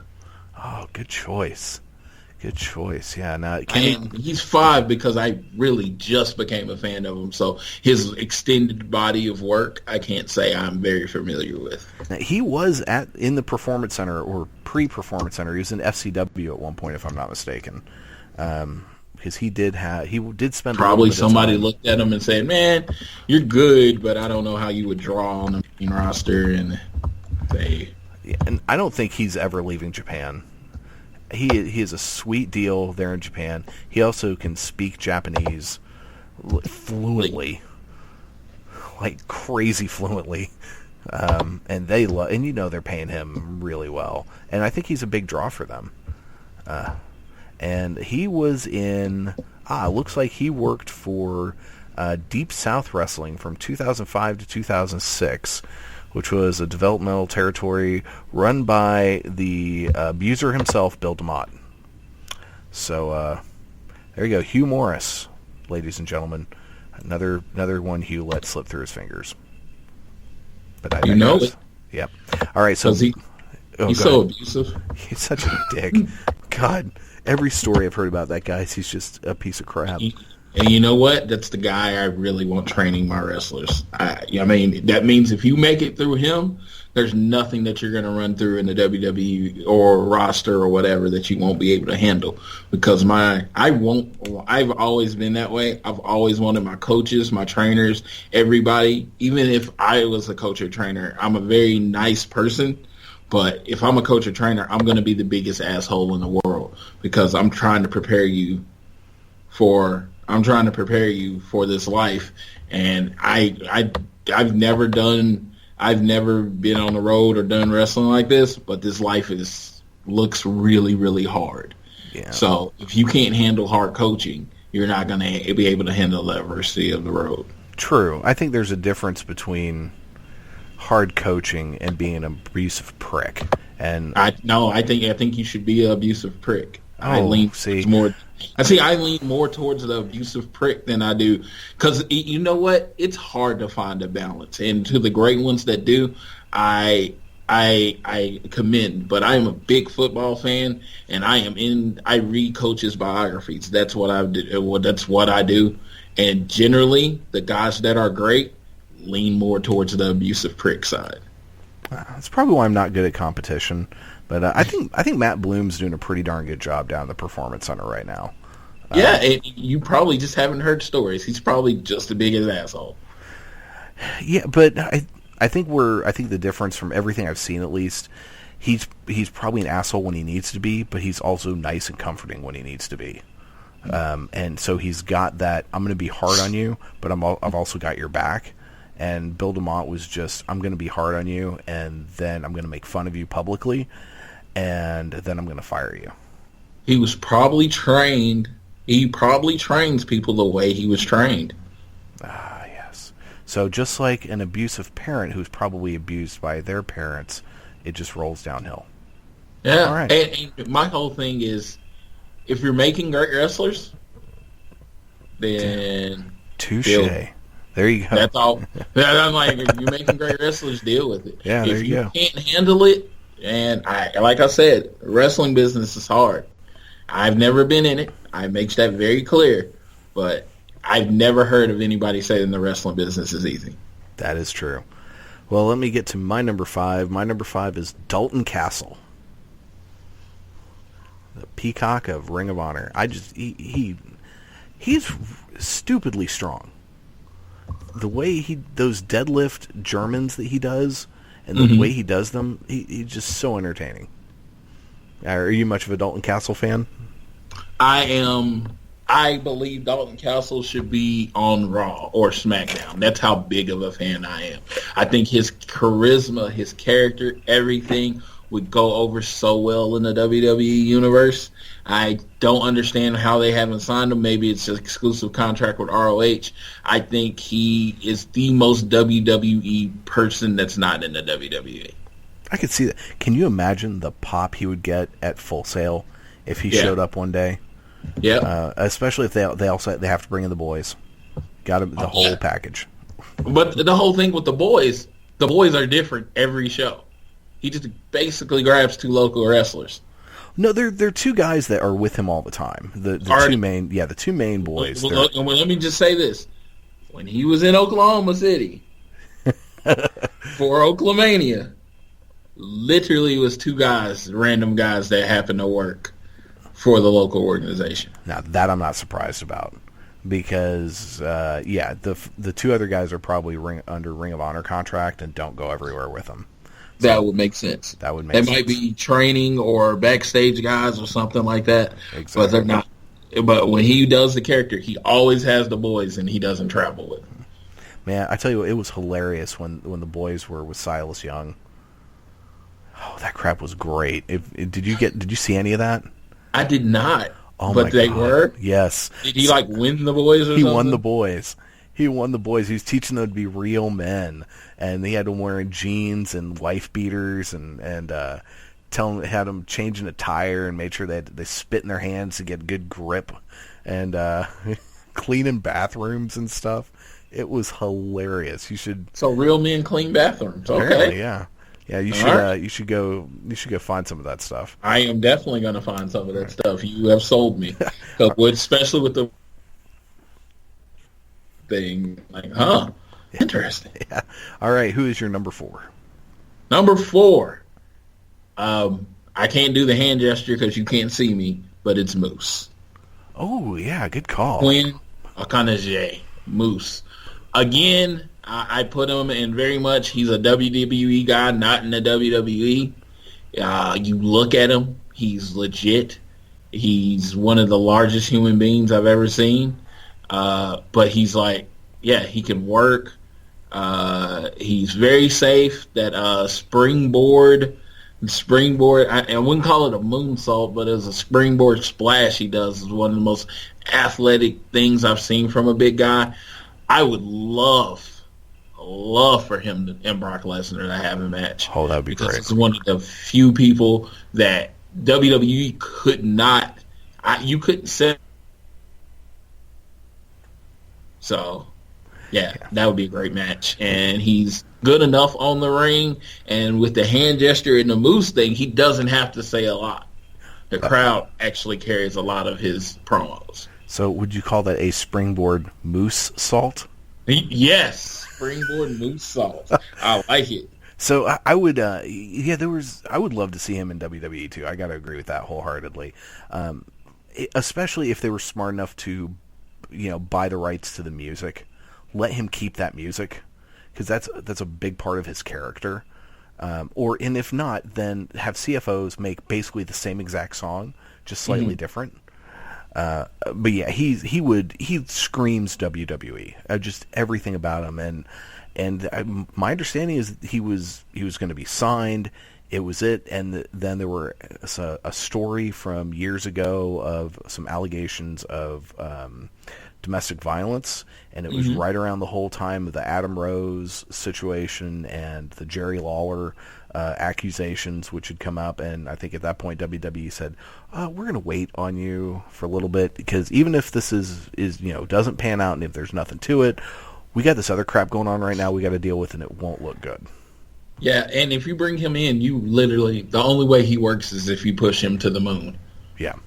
And so you're going to have a guy that has domestic violence, allegations, charges, whatever. And apparently, let me tell you this. Apparently, it happened several years ago. I think he was still in the NFL when it happened. So I don't know why they didn't just go ahead and sign him. But, of course, hey, WWE makes decisions I don't understand all the time. Yeah, they were probably paranoid at that moment. It was probably a knee-jerk reaction. They had a lot of that they were dealing with, and it would just look really bad. Even if it ended up, and I'm sure, who knows if anything will ever come of it, I would not be surprised if someday in the next couple of years we end up seeing Moose in WWE. And he would... imagine he's probably a guy who doesn't need a whole lot of time in NXT, because he's super athletic. I'm not sure how much better he's going to get in the ring than he already is. He's not terrible. He does his moves. He's very much I have my moves. I know how to get them off, and I'm not going to hurt anybody type thing. Right. But imagine him showing up at a Royal Rumble. Yes. Especially, of course they couldn't do it this year in San Antonio, not as smarky of a crowd, but let's say last year in Orlando, and that music hits, and his arms are just going down, and the crowd would just go stupid for it. Oh, yeah. Yeah. So let's, that was your number 4, correct? Yeah. Okay, yeah. Make sure I'm not losing track. My number 4 is Jay Lethal. And it was really hard for me. I could honestly, my top 4 in this list, the order could change. I think number 1 is my 4, 3, and 2. It's depending on the day. Those 3 are in no particular order. It's tied for number 2, because Jay Lethal is amazing. Why he's not in WWE right now, still, I don't know. You've got the guy who's this athletic, who's that phenomenal on the mic, who's a complete and total package. Really, I don't get it. He has.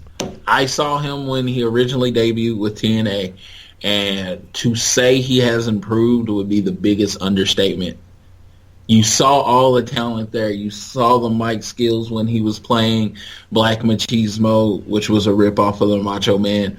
But what he's done is he left TNA and he went to ROH, which everybody thought of as a demotion, and he really evolved into who he is today, which I literally put him in the conversations with the AJ Styles now as one of the better wrestlers, and the Finn Balor is one of the better wrestlers in the world. He knows how to tell a story in the ring with his body, and he knows how to tell a story on the mic.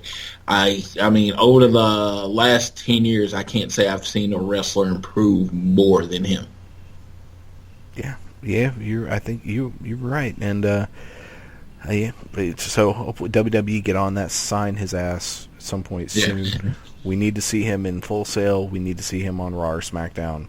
And he needs to be NXT Championship match, first or second match.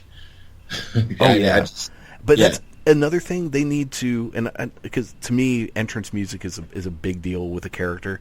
If they don't buy the rights to that music that he has, which is so good, CFOs needs to make just completely rip that song off, because that music sets the tone so perfectly when he comes into the ring.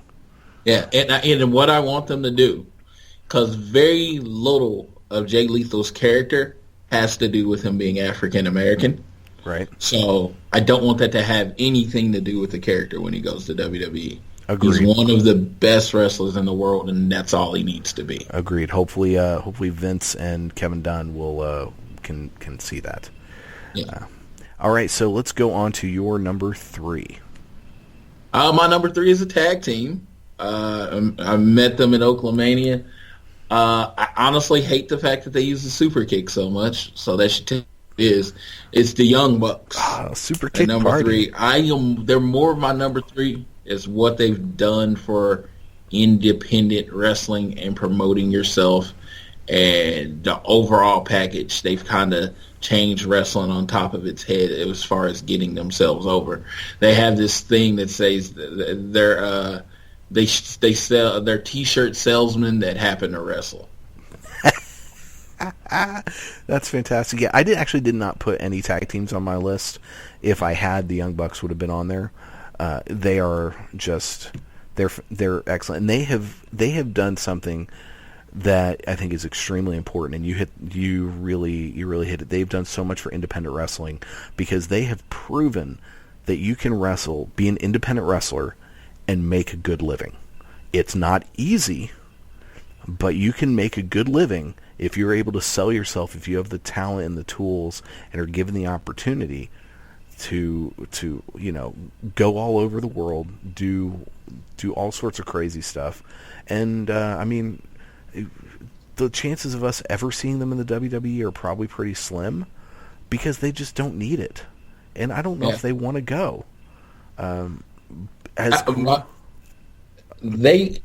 Everything about them is stuff I hate, but like I said, what they've done for the industry, I have to put them on my list just because of they're going to make it where a lot of people that I love as far as wrestlers can make a living without having to sign with the WWE. Yeah. Well, my number 3 is Ricochet, also known as Prince Puma in Lucha Underground. It's how this guy has not been signed. Here, let's take this guy who is, ripped to the gills, good-looking dude who can do anything in the ring. He's a great storyteller, and again, because WWE is all about aesthetics, he is like he's like Finn Balor. With Finn Balor, you've got this great-looking guy who's a underwear model. So you've got an ethnic version of Finn Balor from the States. Why have you not signed him? But they can't. He's actually been very clear on Twitter about this. WWE's offered him a contract because of how his contract with Lucha Underground is written. He can't sign until like a year after the last episode that he's on of Lucha Underground airs. Oh, damn. So he's like, he wanted to be in a Cruiserweight Classic. He couldn't. He was actually endorsed by The Rock. The Rock put him over on his Instagram. So Ricochet is everything that WWE wants. He would have been the face of their Cruiserweight division, I believe, but he can't sign because of being Prince Puma. I think the earliest he can sign is June 2017. I believe. That could be wrong. Fact check me if you would like. But I believe that's what he said. Yeah, because who knows if he's going to be in Season 4 of Lucha Underground. Because I don't know. I think they're actually filming that. I don't know. It's hard to keep up with. I actually watched the most recent episode of Lucha Underground this morning. I haven't been keeping up with the show. Just too much other stuff going on. But yeah, he's just stupid talented. And that match with Will Ospreay, that was, it was a thing of beauty. It was, yeah. I'm hoping they're in the CWC next year, both of them. Oh, that would be incredible. You have him, Ibushi, and Zack Sabre Jr., you have that as 4 of your 32. That's an amazing 4. Oh my God, no kidding. All right, so let's see, you've already done your number 3, so we're on to your number 2, correct? Yes. All right. And if you happen to see me on Facebook or be a part of the club, our group on Facebook, you will know how much I love this guy. Ethan Carter III, EC3. All right, EC3. He is, I believe, the best mic worker that's not in the WWE, period. He'll never work for the WWE because, he sued them and all that stuff. But he's amazing. He's great on the mic. I honestly think he's an average worker at best. He does not put on a good match. But what he does on the mic is just so much better than what anyone else is doing. Maybe it comes from being in NXT or whatever, but he took himself and he built himself, and he's self-made. All they did in TNA was give him a gimmick, and he ran with it. Yeah, he's one of those. I agree. He's amazing on the mic. His ring work is mediocre. He's not awful. He's not great. He looks the part because he's jacked to the gills. So I didn't know that he had sued WWE. I know he's had not kind words about the organization. Yeah, the whole there was the wrongful termination, abuse. He did all of that against the WWE. So yeah, he's not coming back. Yeah. So he's a guy. So when TNA, let's say when TNA does finally go under, do you think he sticks with whatever Billy Corgan makes? He will literally. I feel like he has no choice other than that. In Japan, he's just not good enough of a wrestler to get over in Japan. What about Ring of Honor? If they want a WWE type guy, but their in-ring style is so good. It would have to be a part of a gimmick somehow that he's just not that good. He's really not a great wrestler. This is me saying I love the guy. I've met him several times. He's always super nice to me, but his in-ring style is so clunky that I think AJ can make him look good. What about Cesaro? Could Cesaro make him look good? No. Oh, damn. I think Dolph might be the only person that can make him look good because he would just sell every punch as if the world has just ended. I would actually like to see that. I really would. All right, so EC3. My number 2 is Matt Cross, also known as Son of Havoc on Lucha Underground. I just love him. He's just his in-ring work is second to none, I think. And again, he's another guy. He was a tough enough person, and why WWE passed on him or hasn't scooped him up at some point? Obviously, right now, Lucha Underground contracts are really tight, especially for those core Lucha Underground folks like him and Ricochet and probably Johnny Mundo. But yeah, how do you not sign this guy? He's 5'7", right? Well, AJ Styles isn't that tall. AJ Styles, when did they sign AJ Styles? How long was he in the wrestling business before they finally gave? Yeah, you're right. Fair enough. But big did he have to get before they finally gave him a chance? And Vince was like, it was pretty much, from what I understand, Triple H just signing him, and Vince ended up liking him. That's how I understand it. It was like Vince is like, he's the best wrestler in the world, I'm going to sign him, and then AJ just taking the ball and running with it. And I'm so glad that ended up working out the way it did, because it could have been so bad. We don't know why Vince likes AJ Styles, but thank God he does. It probably reminds him of Shawn Michaels. He's not that big, but he is good. He's good. And his mic skills are night and day from what they used to be. Yeah, he is. He is so good on the mic. Yeah. So night and day. So this takes us to your number 1 favorite current wrestler not in WWE. It is your number 4. It's Jay Lethal, and all the reasons I listed before. The Black Machismo character. Again, I am very much about not playing stereotypes. So I think Vince would hate me with that, and he doesn't. I mean, nothing about him other than his cornrows, I guess. Now he's bald. Screamed that he was an African American. He's just a really good wrestler. He sells it. The whole I am the world's greatest first generational wrestler. I thought that was the most creative line, and I was so shocked no one had ever done it before. And he gets himself over, and I like I said, a lot of it really has to do with the amount of improvement I've seen since TNA. He loves this business, he loves his craft, and he takes it seriously, and that's everything to me. Man, you know what's sad? A couple years ago, I was no, it wasn't this summer, it was last summer, so the summer of 2015. The kids and I were going to, or maybe it was 20, I forget when. We were going to Florida to see my folks. And in the airport, and I was looking around, I was like, and it was the day after Ring of Honor had a show in Oklahoma City. I was like, I am pretty sure that is Jay Lethal over there. And I did not go say hi to him. I should have. My kids were like, do not go talk to that man. Leave him alone. Just stop. Dad, stop. I was like, I'm pretty sure that's Jay Lethal. That would have been awesome. I went to that same show, and very few times in my life will I say I go to a show with not a lot of money.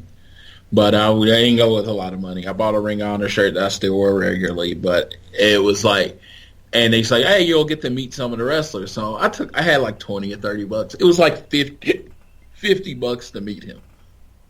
And I was like, nah.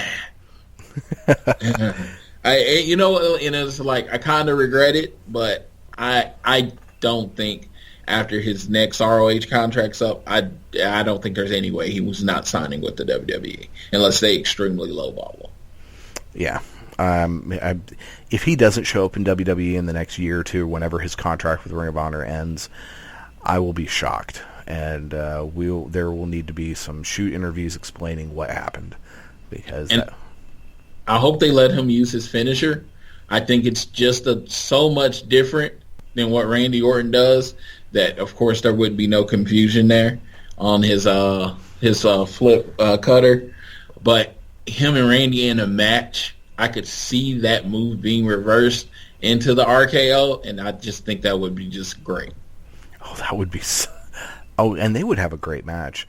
Yeah. One of the easiest things is you just put them on different brands if the brand split is still around. But, you think about it, in the Cruiserweight division, which is on one show, how many different people are using variations of the Michinoku Driver as their finishing move? A couple. Yeah, that's true. But no one, but anybody using a different version of the Attitude Adjustment? Yeah, but does anyone want to? No, I'm just saying, but Randy Orton's on that level. That's what I'm saying. Yeah, well, DDP, it was his move first. So I was going to say he was his move first, and he says he gave Randy permission. Randy said he doesn't remember it. He just said he just did it. Randy has, excuse me, has the chance to look like a stand-up guy, and he turns it down and says, "I'd rather you think of me as a dick." Well, that takes. I guess we were talking about my number one. Anyone who's listened to the show for any length of time can probably guess who it is. It is the current Ring of Honor World Champion, Adam Cole. Yep, Adam Cole, baby. Yes, and if he's not signed by WWE at the end of his current contract, they are on crack. I mean, just like pretty much everyone on this list, on both of our lists, you could say that's it's insane why WWE hasn't signed these people, or more accurately, as soon as they're available, why wouldn't they? But yeah, Adam Cole, he's awesome. I mean, he's again total package. He's got everything, and I would love to see him. It would be so cool to someday have an NXT roster that had Jay Lethal and Adam Cole and Moose going against your Samoa Joe and Nakamura and Hideo Itami, who got hurt again, poor guy, and even some of the people that WWE is creating, Tino Sabatelli in his ripped terribleness. Gino Sabatelli, I didn't even realize that he used to be a football player. He actually used to play for my favorite NFL team, the Kansas City Chiefs. I actually met him at NXT at Access this year, and I took a picture with him. And I was like, man, I hope to see. I'm like, I'm gonna get a picture with you, and I hope to see that. I hope to, basically, you're worthy of being in my phone by the time next year. And honestly, I did not realize it came off that douchey until the person behind me said it did. That's freaking great. Tino Sabatelli, this rich guy who's ripped, who knows, he's got like super fancy cars. You better be worthy of being on my phone. Because you know what? You know what he's done in wrestling? Nothing. Nothing. And to a wrestling fan, I don't care where you came from. I mean, it buys you as a legit athlete. But until you perform in the ring, I don't give a crap who you were. What did you think of his match this week on NXT? He's very much WWE trained. He has a charisma about him, and I think if booked correctly, if you book him as the anti-everything that NXT fans like, you book him as the WWE guy, you know what I'm saying? He's like, I'm a main roster guy, but I'm stuck down here for a little while. That would be awesome. Oh, that's a great idea. Yeah. He's like, I got WWE. He's like, I got main roster looks. I got main roster body. Everything about me screams main roster. But I'm here with you. Oh, that would be such a good gimmick. It was, he was actually really interesting on Breaking Ground. Did you watch Breaking Ground? I do not watch Breaking Ground. I feel like it kind of takes away from the story of wrestling when I'm trying to think of people hating each other and not hating each other, and you find out they're best friends. It's annoying. So kayfabe or die. Oh, dude, if I could make it never go away, I would. I just think for the story of wrestling, kayfabe is better. I can do that. I can see it. He was featured a lot on that show, and it was interesting. He's definitely a guy with a healthy ego. And there was actually a moment where he and Ty Dillinger were backstage, and Ty Dillinger was telling me, he's like, people are going to hate you just because of the way you look. He's like, I thought I was in good shape, and then I saw you. That dude is a physical specimen. And it's funny because I'm glad he has a huge ego because, I basically crapped on it. Unintentionally. Oh my God, that is the best in the world. He has a healthy enough ego to ignore everything that I said. That is just fantastic. All right, so that does it for our top 5 of this week. Now, did you have any ideas for next week's top 5? Top 5. This is coming from my friend Noel, who actually I'm going to be staying with next week. He says we should do a top 5 bodies in wrestling, as in just basically top 5 guys that look like they could kill you. Okay, so are we talking like top 5 physiques, people who are the most ripped, or top 5 people who look like they would? So they look like they could kill you. It's not most ripped. Like Tino Sabatelli wouldn't be on the list because he looks physically awesome, but he's not very imposing. You know what I'm saying? But the people that pretty much have that angry monster look, an example, and he will probably be on my list, is Bill Goldberg. The moment he walked through the ring, you did not know who he is, but you knew you didn't want to be in a dark alley with that guy. Yeah, I'll never forget that first match, man, he had against Hugh Morris. Speaking of Bill DeMott, and yeah, that match. I rewatched it a few months back. He did not do the spear in that match. He just did the jackhammer, and afterwards, everyone was like, "Who the hell is this guy? What was that? He just destroyed this dude." And so yeah, that's a good one. So top 5 guys who look like they would legit kill you. Yes. All right, we will go with that next week.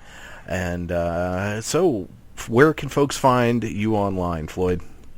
You can follow me on Twitter at Floyd Johnson Jr.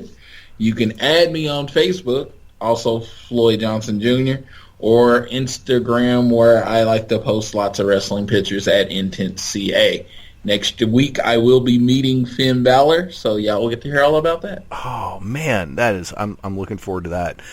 You can find me on Twitter, Facebook, Instagram at Oklahoma Lefty, and you can read my musings about music at oklahomalefty.com. You can follow the show, more importantly, at Around the Ring OK on Facebook and Twitter. And that's going to do it for this week. So, Floyd, sir, you have a safe trip. I'm looking forward to hearing about Finn Balor. Yes, going all the way to Tulsa. Oh, man, that's a big one. What show's going on in Tulsa? It's Tulsa Wizard Con. WizardCon, okay. Yeah, it's a Wizard World. It's going to be Becky Lynch on Friday night, which will be like the 4th or 5th time I met Becky. I'm trying to make sure she remembers me. We'll see. And then Finn's on Saturday. She is so awesome. She is so hot, too. Oh my God. She's so, I don't know if it's just what she's playing, but she is just so nice for just no reason. So nice. I think she's just a nice person from everything I've seen. So that is very cool. You know, one of these days, I haven't gone to conventions since I was a little kid, but part of my job working for the library is we have to do certain things each year as part of our continuing education. That's what they call it. And there's a list of events that they had or things that you could go to, like certain conferences and whatnot. And one time on that list was South by Southwest, which is in Austin, which got me thinking. I was like, man, I wonder if I can con my job into sending me to Comic-Con. That would be awesome. That would be, except I'm terrified of crowds, so I would probably hate it. But I was just say, if you want someone to go with you, I'll go with you and protect you. Okay, I'm generally pretty good in crowds. I will probably take you up on that. But hey, guys, that does it for this week. Thank you all for joining us. We will see you back here next Sunday and probably preview Hell in the Cell because there are too many damn pay-per-views. So take care, everybody. You've been listening to Around the Ring on the Spark Radio Network. All you have to do is change your point of view. And believe. Austin 316 says I just whipped your ass. Damn! Woo! This sucks more than anything that I've ever sucked before. What? It's for charity.